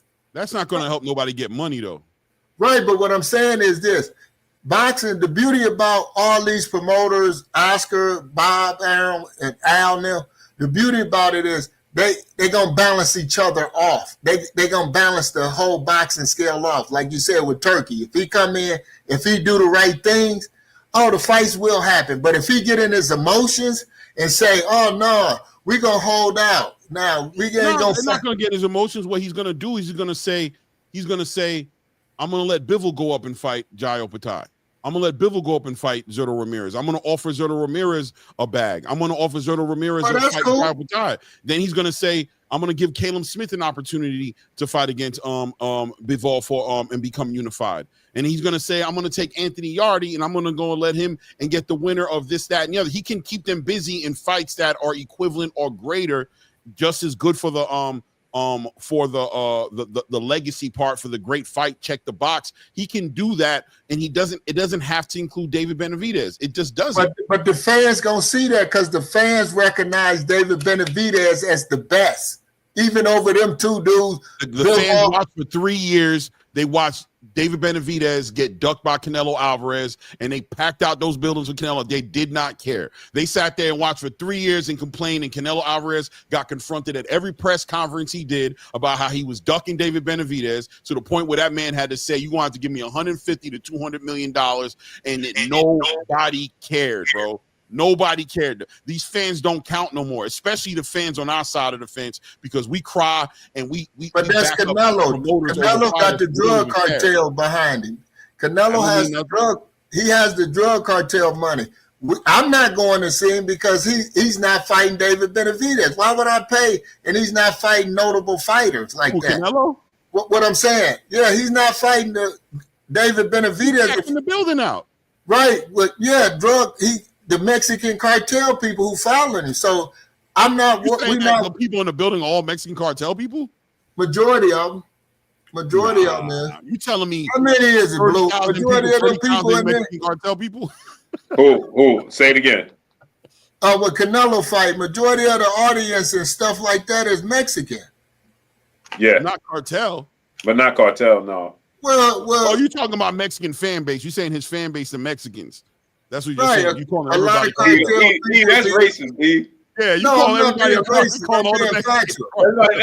That's like saying, and majority of the fans is Crips. He called them all cartel members. Well, if you got it, but I'm saying this, a lot of them are that. I'm just saying this, but what I'm saying to you is this: damn. A lot of them, if they was real fight fans, they would have said, "No, we want to see him fight David." You see, if they real, but if you just Canelo just got it like that, man. Just like Tank. Let's use Tank. You know what I mean? Let's not use Canelo. Let's use Tank. Okay. Tank will pull up Hector Garcia, right, and still sell out the building. still do well on the pay-per-view because he's Tank, bro. Like you said, Benavidez is a brand on his own that will sell. There's fighters that are like that. Canelo's one of them. Yeah. Tank is one of them. They're just gonna do what they do, bro. They're not gonna care. People are gonna try to throw in. First of all, they're not gonna say nothing to Turkey, but when you gonna say that, oh, Caleb, you should be fighting David? Why? Bivol, you should be fighting. I'm ducking him. How am I ducking him? Why?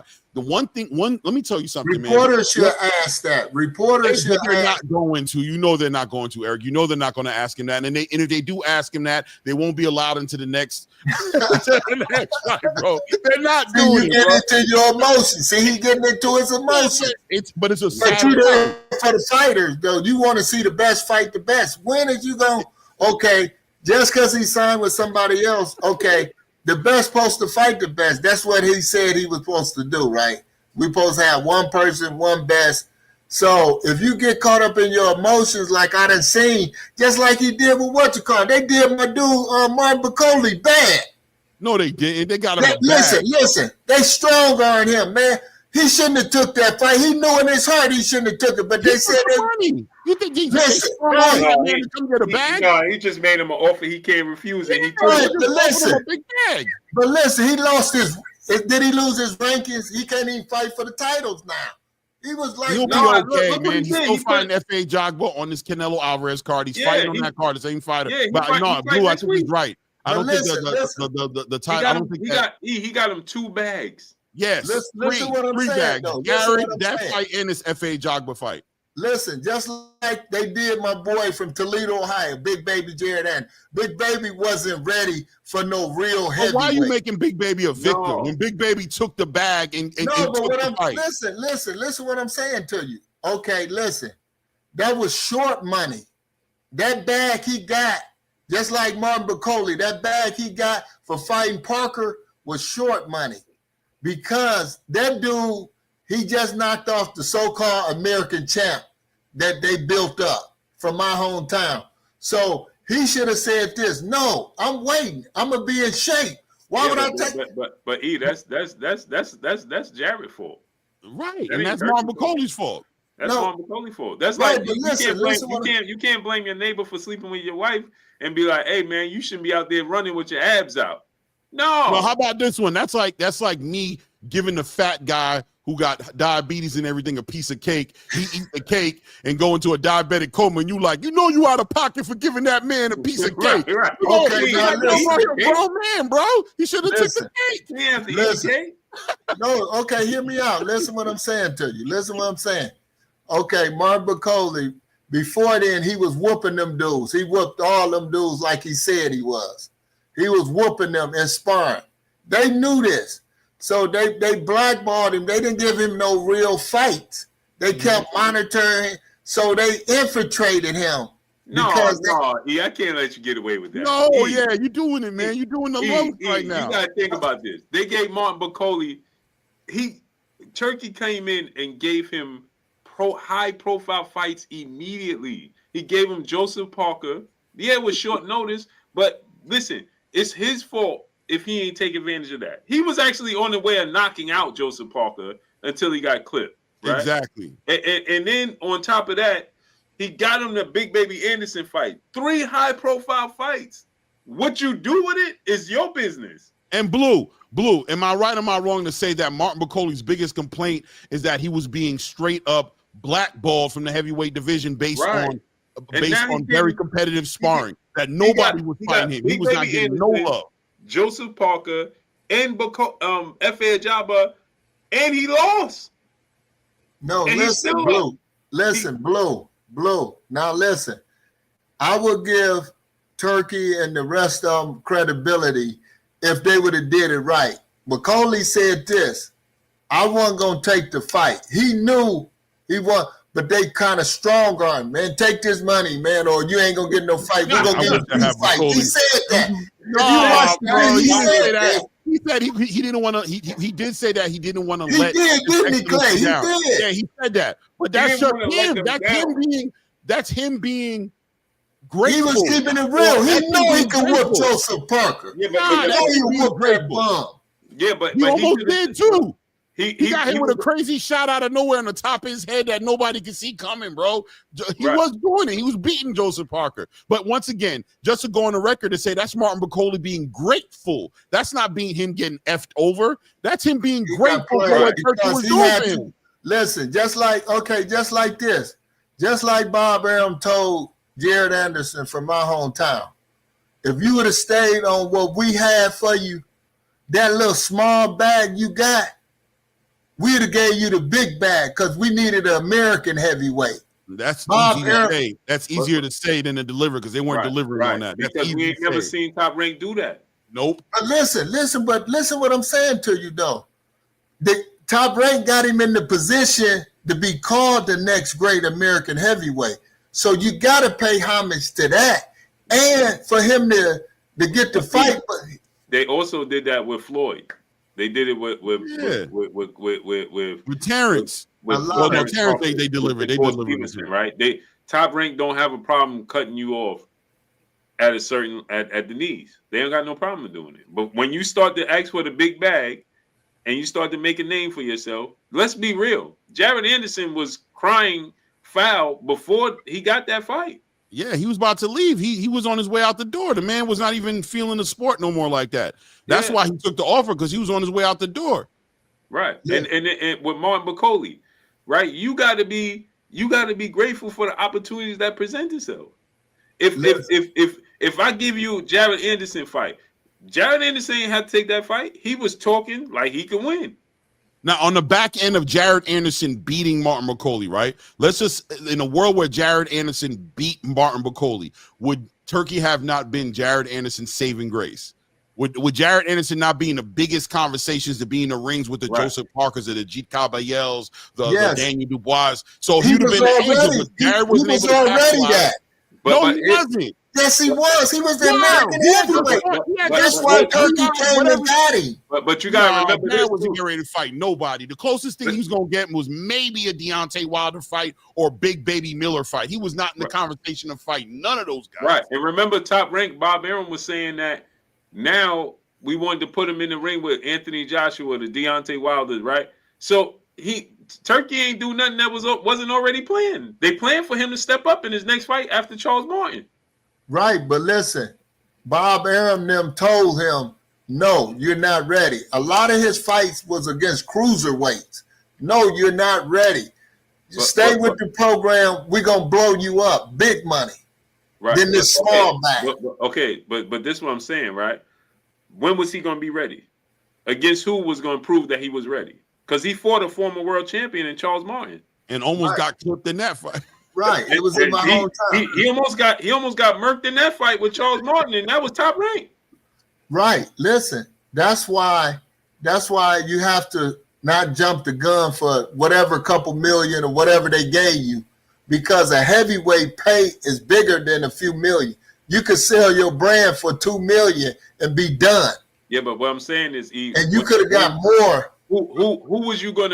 Who was he gonna fight? Martin Bakole was the level of fighter he should be fighting. What Bob was gonna do with his expertise, he knew, and over there with I can't think of the matchmaking. They knew the style matchup that was perfect for him. Okay, but that's what I'm saying. So they was gonna keep the training wheels on for how long? Because Jared is young, we can wait it out. But I'm saying Bob and them was already talking about Wilder, Joshua, Joseph Parker. They was already talking about Dillian White. They were just talking. They wanted to see what Wilder. They were just talking. That's a clickbait. They biting off of Wilder because Wilder was still ranked #1 until he lost to Joseph Parker. Once he lost, that's what I'm saying. You in the heavyweight division. At some point in time, you got somebody gonna call your bluff. You got to fight somebody. Right. They had other heavyweights he could have fought that was in the top 10. Ooh. That wasn't the top 5.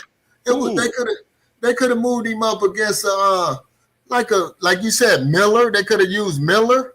Miller probably would have did the same thing. Miller would have drowned him. Bro. But listen what I'm saying. Listen, held his head under water. Miller arguably he beat Andy Reese. Right, yeah, I was at that fight. Yeah. But what I'm saying, so Jarrell Miller An undefeated fighter who's going to come in like 100 pounds heavier than Jared Anderson. Yeah. Okay, but do you think? See, Jared Anderson have a better chance fighting heavyweights his size, not bigger, like Jarrell Miller is bigger than Bacoli, though. But not height-wise. I'm saying this. You can use his jab. He can use his quickness. He can use his athleticism over Miller because Miller gas out. But Big Baby is 6'4". Miller don't gas out. Both of them 6'4". Both of them 6'4". Bacoli is 6'4". No, Bacoli's 6'7", 6'6". Nah. Pull him up, Clay. Pull him up. 6'6". He's 6. Yeah, I stood next to him. I was at the fight in L.A. Yeah, he a big dude. I ain't going. He's huge. Then you think he's sloppy. He's not sloppy. He's solid. Yeah, he a big dude. That dude was solid. Yeah, he's 6'6". But Jared should be able to. I mean, there ain't no excuses, man. It's like it's still on them. Yeah, to deliver. Like listen. They were delivering, plotting on him or doing anything bad to him. He's giving him an opportunity, and he took it. And like I said, on the other side of a win, if Jared Anderson beats Martin Bacoli, we're talking about how that was the most important fight, and that's his breakout if he wins that fight. But not listen, only that, Clay, if he remember Martin Bacoli badly hurt Joseph Parker, right before he got clipped. So if he knocked out Joseph Parker, we screaming that he needs his opportunity. Yup. But listen, Blue. They knew with him being 300, Turkey and them done checked the weight, all that, man. That's why they forced him to take it, because they knew they could get rid of him on this fight. No, they didn't. He wasn't. Turkey wasn't betting on Joseph Parker. But I'm saying this. Oh, okay, listen. If anything, the person that got screwed was Joseph Parker. I went from this dude to this dude. And Joseph Parker came in he came in like heavy for that fight. He had a whole game plan for Daniel Dubois. Now he got to fight a Martin Bacoli. This was Joseph Parker who saved that card. Martin Bacoli was coming for that opportunity. He wasn't playing. Joseph Parker already knew who he was fighting. No, he didn't. Yeah, he did. He gonna tell the public. Listen, he gonna tell the public they didn't know that they. Listen, they tell the public. He was live on Sky Sports when they told him. When he found out, exactly. He knew about 36 hours before the fight that was going to be Bacoli. Bro, I went from the Boast to Martin Bacoli on short notice. And keep in mind, here's another thing. If I pick up what Floyd Mayweather always says, that's not my problem as a promoter and a manager. You're supposed to stay ready. Right. So Martin Bacoli. Shout out to Josh Padley. Keep this in mind. Martin Bacoli was supposed to be in training camp already for Efe Ajagba. Exactly. Yeah. So how was he that far out of shape when he was getting ready to fight Efe Ajagba a month later? That was a wake-up call for Martin Bacoli. He dropped the ball when it came to that, to not being in shape. He should have been in shape. Yeah. Right. That's his fault. And Big Baby Anderson, he said, hey, you drop the names, I'll fight them. Okay. But they give you enough time. They didn't tell him to fight 2 days or 3 days before. They give 8 weeks. I don't know, but what I'm saying that's what they did, Martin Bacoli, because it was a plot against him. He wanted to fight in Africa. They didn't want to have that fight over there. Come on. He was pushing for. Yeah, they were supposed to make the Efe Ajagba fight in Africa, right? Yeah, he was. Yeah, but what I'm saying is this though, Big Baby Anderson, right? He was the one putting his foot in his mouth. Hey, you give me whoever, I'll fight him. You drop the name, I'm fighting him. I drop a name and you accept it. How's it my fault? 100%. Don't forget. I pay you. I pay him. Let's see what's up. You said you about that life. He said he about that life. Well, that's what's up. And don't forget, Turkey signed him as a Riyadh ambassador, as a Riyadh or Ring Magazine ambassador. The same time he signed Terrence Crawford to that ambassador deal, he gave it to Jared Anderson. So he invested in Jared Anderson's future. He wanted him to be successful, bro. That man just wasn't who they said he was. Let's take a trip down memory lane real quick. Top Rank also told Floyd Mayweather he wasn't ready for Gennaro Hernandez, and he beat the absolute brakes off of Gennaro Hernandez. Church. Why? Because Floyd Mayweather stayed ready. Top Rank said he wasn't ready. And Top Rank said he would never be the face of boxing. He exceeded that. You know what I'm saying? So it's on the fighter.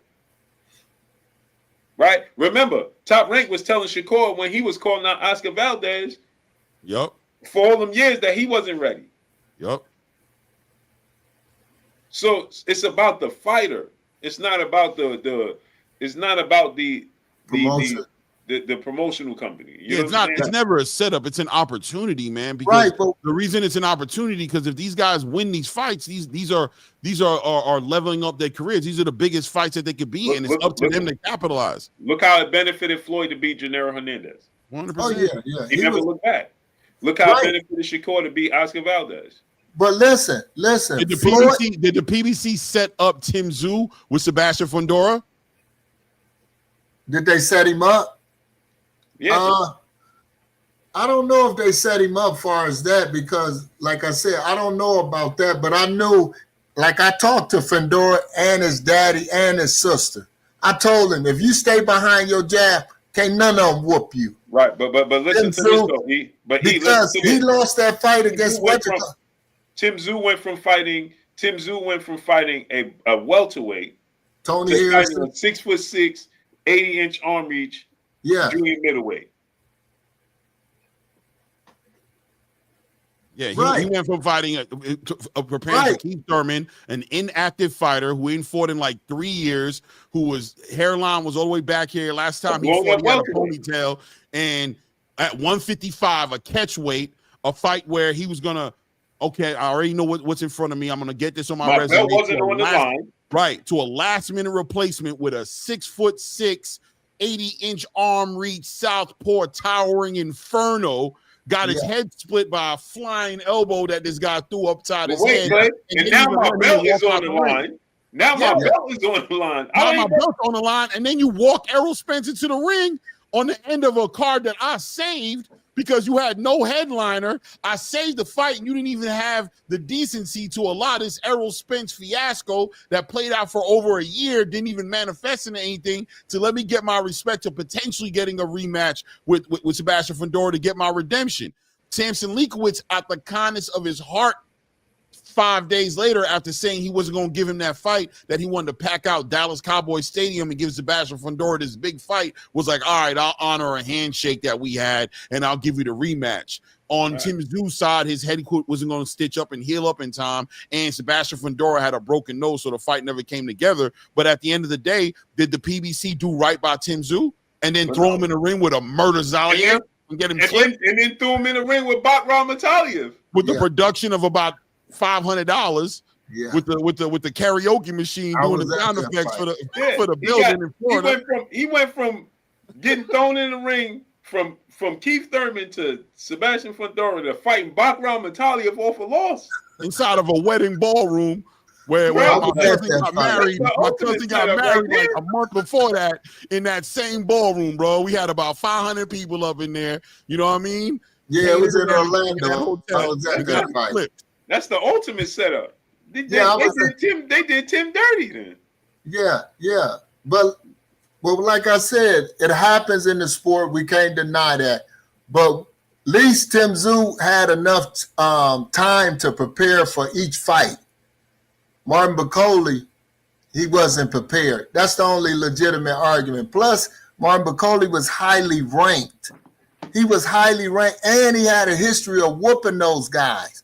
So they didn't like that because he wasn't a sell, to be the heavyweight champ or something like that, even if he could have been.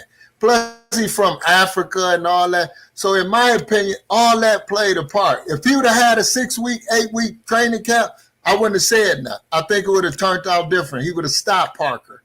Like everything he said. I think he would have. I agree with you. But what did the PBC have against Tim Tszyu? Well, Tim Tszyu had enough training camp. He was like the people. No, he had a training camp for Sebastian. He switched from a welterweight to a 6'6", 80-inch arm reach southpaw. So what was the time limit for Sebastian and Tim Tszyu fight when Keith Thurman tore his? It was like 3 to 5 days, bro. They had to fly in Michael Fox to try to get some sparring time. 3 to 5 days? He had about 5 days notice, bro. They were already in. Tim Tszyu was already in Las Vegas.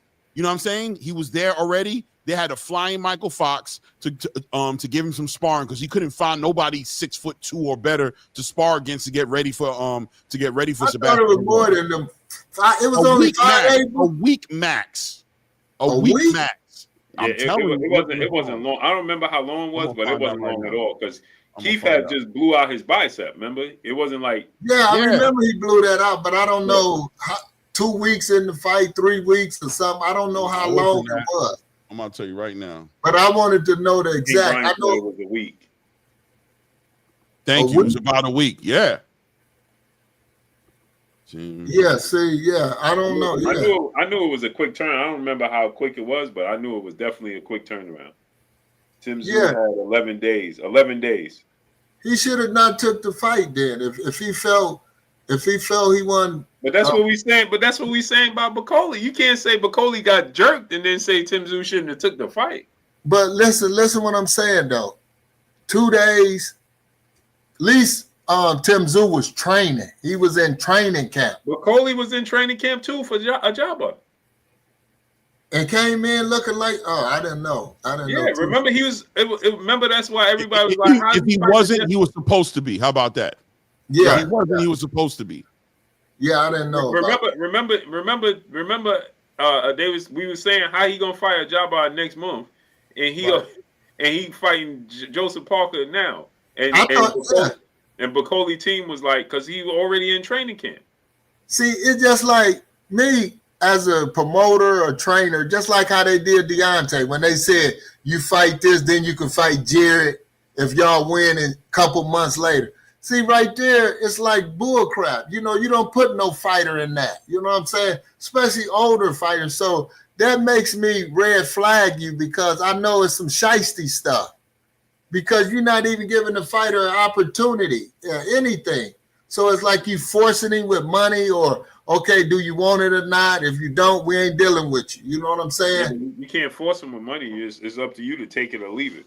You know right. But if you ain't got the discipline, that's on you. Right, but he already had signed the FAA Jogba fight, which he already has. But my question still comes back full circle, Coach. I mean, at the end of the day, what about what the PBC did to Tim Tszyu? It's the same thing. What did they tell Tim Tszyu? Don't you think Tim Tszyu was presented with the same situation? Yo, bro, we need you to take the headline to this card. Remember they told him, hey, we're gonna make this a unification now. Yeah. And he could have walked away from it, but what Tim Tszyu would have looked like walking away from an opportunity to unify and fighting against Sebastian Fundora, even though he knew he was ill-prepared. He knew he was ill-prepared. Everybody knew he was ill-prepared. Running Rap 91 said Bakoli was on vacation. Well, he wasn't supposed to be because he was fighting FA Jabba a month later. He was on vacation. You called this man on the beach or somewhere. I know he was eating a month out from a fight. If he wasn't getting in shape for FA Jabba a month from the fight, then he wasn't going to be ready for FA either. Yeah. I just didn't like that far as him. You know, far as him capturing against Jared Anderson, his big moment that he's been waiting for, and then they wait 2 days. I'm just... You know, as a fan of the sport of boxing, I just didn't believe that was right. It felt like Turkey strong-armed him because anybody, his management, everybody should have been like, no, we came too far. But now if you tell us you ain't giving us no more fights, what we gonna do? Turkey ain't say that. Turkey turned around after the loss and gave him a fight. Why you got to add that sauce to it? No, but I'm saying, okay, listen. Okay, I'm asking Clay, would you if you let's get our last words because I got to go. Okay, like the guy said, he was on the beat. You think Martin Bakoli, after coming off his biggest win, should take a fight 2 days out? You and Blue, this would be the last. This is what I think that was? I believe everybody has their needs. I think money talks. I think prize fighters who haven't been like Martin Bakoli, who haven't shown the love that he probably deserved back in the day, may respond to getting a high 6-figure to $1 million purse in his bag as something that's going to benefit him and his family and what he's really in the sport for. And I think where you might look at it as what about his career, he might be looking at it as providing for his family and money that he can't leave on the floor.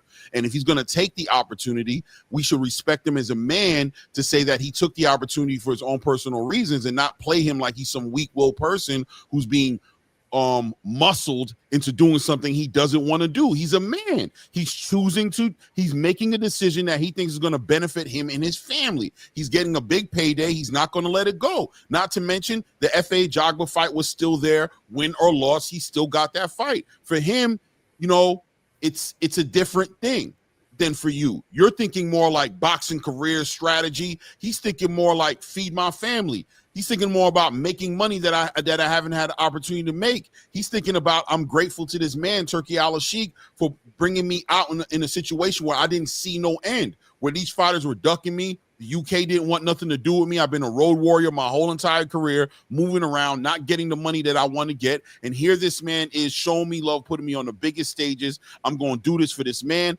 but also I'm doing this for my family. I think that's very realistic. I don't think it has to be muscling. I don't think Turki has to threaten somebody like that into doing something for him. If you give me, and I'm gonna land my plane right here. If coach, you give me $2,000 in my worst part of my life, and I could pay my rent now, feed my family, I'm grateful to you. So yeah, you might call me in the middle of the night one night to be like, I'm stuck on the side of the road. Can you come get me? I might have to work at 7 o'clock in the morning. You call me 2, 3 in the morning, but you know what? I'm remembering what you did for me. I'm going to get my clothes up, throw my slides on. My wife might be like, where you going in the middle of the night? It's dangerous out there. Now I'm going to go get this man off the side of the road because this man did something great for me. He's not taking advantage of me. He's somebody who I'm grateful for, and he's stuck on the side of the road. Turki was stuck on the side of the road. Like, look, man, I got Joseph Parker here. No fight. Daniel Dubois got sick. Let me call up these fighters who I think, can help me out in this situation and offer him a bag. Martin McCauley was more than happy and excited to be able to show love and show his gratefulness to Turki Al-Sheikh and finally get an opportunity to show how grateful he was. It can be looked at like that as well, not just him being muscled. Also, too, you got to look at it from this standpoint. How come we don't look at it from the standpoint of Turki Al-Sheikh saying, hey, listen, you know what? On short notice, who could we get? Why don't we give a bag to Martin McCauley? Let me help him out again. Get him an extra bag. Let's see if he'll take it. You know what I'm saying? We look at it from a negative side, but look at the positive. Maybe Turki was like, yo, give McCauley an opportunity. Let's give him a bag and give him another opportunity. Since Joseph Parker had refused to fight him from the beginning. Now it's short notice. So, yo, what's up? You know what I'm saying? Let's give. Remember, Dubosa and Joseph Parker turned him down. So maybe Turki like, yo, listen, now is the opportunity. I know it's short notice. Hey, bro, I know it's short notice, X, Y, and Z, but I got an opportunity. I got a bag. Get you another bag. You know what I'm saying? We got to look at it from that standpoint. You feel me? But we look at it from the negative standpoint, like, bro, it's only 2 days. He ain't had time to prepare. But maybe Turki picked up the phone. You know what I'm saying? Like, y'all, my brothers, if I call, yo, E, bro, I got an opportunity. You know what I'm saying? It's short notice, bro, but I could get you $100,000 right now in 2 days. And you know what I'm saying? Now you got to tell the family, I'm going to need you to come over. You know what I'm saying? Like, but it's me being thoughtful. You know what I'm saying? Yeah. You got to look at. I definitely can see it that way. But like I said, when a fighter, when he get, like you said, he get pushed in that corner, they done blackballed you, they controlling you, they holding you back. It's not being negative. Just like I said, when I listen to... But you got to think about this, though. Okay, he was being blackballed when Turki wasn't in the equation. Right. Thank you. That's what I'm saying. Right, but when I heard the man, after the fight, when they was trying to praise Parker for knocking him out, whooping him, and this, he was a fluke, and then when he said out of his mouth, he said this, I didn't want to let the man down because he came to me and said he wanted to show. But again, I wasn't going to do it. He said I wasn't going to do it because he knew. But that goes back to say. I just feel him on that. But that goes back to say with us. If I call if I always look out for you, you know what I'm saying, and then hey, bro, I got another opportunity. You can help me now, and I help you again. But you might be like, yo, all right, bro. You might tell the family, I got to do this. Bro been holding me down, and he going to look out for me again. But like I said, I hear what you said, both of y'all. But when I hear a man know in his heart and said this, I wasn't going to take it, but they kind of like, he said He did. He didn't want to come out and say it because they paying him. He said, oh, he was disgusted by it, but he tried to hold it in. But that's why. But you ever thought that it wasn't Turkey, it was his team? Well, we automatically going to why we automatically saying it's Turkey. Well, what I'm saying, he the one that. Why are we not holding the PBC accountable for putting Tim Tszyu in the situation he's putting him in? Why didn't that fight get stopped in the second round when he got his head split, and that fight could have went to the would have been considered a no contest, and he would have been fully in his right to walk away from that fight bleeding like a WWE wrestler in the middle of the ring. He fought 10 rounds with his head gushing out blood. Why did they allow him to take that damage? We got to take everything into consideration. Right. He don't want to let him down because he looked out for him. He changed. Right, I understand that, but I was just speaking on the behalf of when I heard the man out of his heart, his true heart. He knew they screwed him, even though they paying him. He know that. But remember, he said it. Tim Tszyu said the same thing when he got the cut on his head. He said, "I could have took that route and just said, listen, I can't continue on, but I didn't." What happened? Right, because I didn't want to ruin the show. It was already changed and everything, so I wanted to keep pushing. Did Golden Boy set up Devin Haney to allow Ryan Garcia to come in the ring 3.5 pounds over, and didn't even shoot him to 500,000 a pound that he had put on the table? Listen, man, there's arguments out there for these. At the end of the day, no, they didn't. Devin Haney took the fight. He took it. He took it with the weight. He wasn't pressured. Nobody said we're gonna blackball you from the game. No, bro. I got a whole card here that came out, a whole building that came out to see me fight, man. I'm not throwing this fight away off the strength of what this dude did. I'm going to hold it down for my fans, and he suffered the consequence, and boom, it is what it is. Same thing with Tim Tszyu and my brother. It's the same thing with Martin Bakole. Shout out to Martin Bakole. I think he's going to beat F.A. Jagba. I think he's going to find his opportunity again. The heavyweight division is there for him to take advantage. There's going to be an opportunity for him there. He's made the money. He's a great fighter. We all know what it was. We all know he didn't have time to prepare, so the loss doesn't even hold as much weight on his career as you think it might. And everybody knows Turkey runs the heavyweight division. So whatever Turkey says go, just like whatever Mauricio says go with the WBC. Well, fact. Let's get on out of here, man. Big Hearn, my brother in the super chat. He said, will Ryan be ordered to fight Boots if he wins May 2nd? No. Yeah, I'm hearing the rumor about that, but I don't see how. No. Matter of fact, Boots just got an order. The WBA just ordered him to fight Giasov. And no, that's not happening. Dang, bro, I wanted to read that. Somebody said, who is that guy? Oh, we come back tomorrow. We'll do it tomorrow. But no, tomorrow, the guy said, who is that guy, Eric Neighbors? And you clicked it off. I was trying to read it. Oh. Yo, by the way, Eric, I was great building with you. I had a good time. Oh, yeah, for sure. Oh, yeah, I definitely. Always thank y'all for calling and letting me get in. Always. Hey, you already know, man. Yeah, tomorrow we coming on at 4 p.m., man. So you want to come on, jump on tomorrow, we'll be here at 4 I definitely do. Give a shout out to my boy Devin Haney. I know he's gonna whoop Jose Ramirez. Easy work. So we'll build tomorrow because I got to do a ride in the evening for a fellow person that got life taken on his bike a couple of days ago. So we got to do a memorial ride. So we're gonna come on at 4. We're gonna come in at 4 because I got to do the ride at 6. So we're gonna be on at 4 o'clock, man. So come through at 4. So I definitely will. Yeah, it's sad. Okay. Yes, it ain't even warm out. Yeah, people bring them bikes. His wife, man, and he dude worth like $500 million. Asian kid. Oh wow. And the Bentley was drinking, man, and cut him off, man, in his Bentley. Oh wow. Ran him right up into a pole. Ran him into a pole, man. Sorry to hear that. Yeah, that's sad. Yeah, so we're gonna do a memorial ride tomorrow, man. So we won't be on tomorrow. We'll be on at 4 p.m. tomorrow. Okay, for sure. Time. Okay. Okay. So all right, Clay. All right, Blue. All right, Eric. Appreciate you. Yes, sir. Hey guys, hit me on my link, man. Subscribe to my channel, Eric, if you ain't done it. Okay, guys, I am. All right, yes, subscribe to the channel, and if you guys haven't done it yet, and I'll be on tomorrow also at like 11 in the morning as well. We having a show in the morning as well, so feel free to stop by. Okay, all right, I will. Sir. Salute. Appreciate y'all, man. Much love. Sure. Salute. We gone. Peace.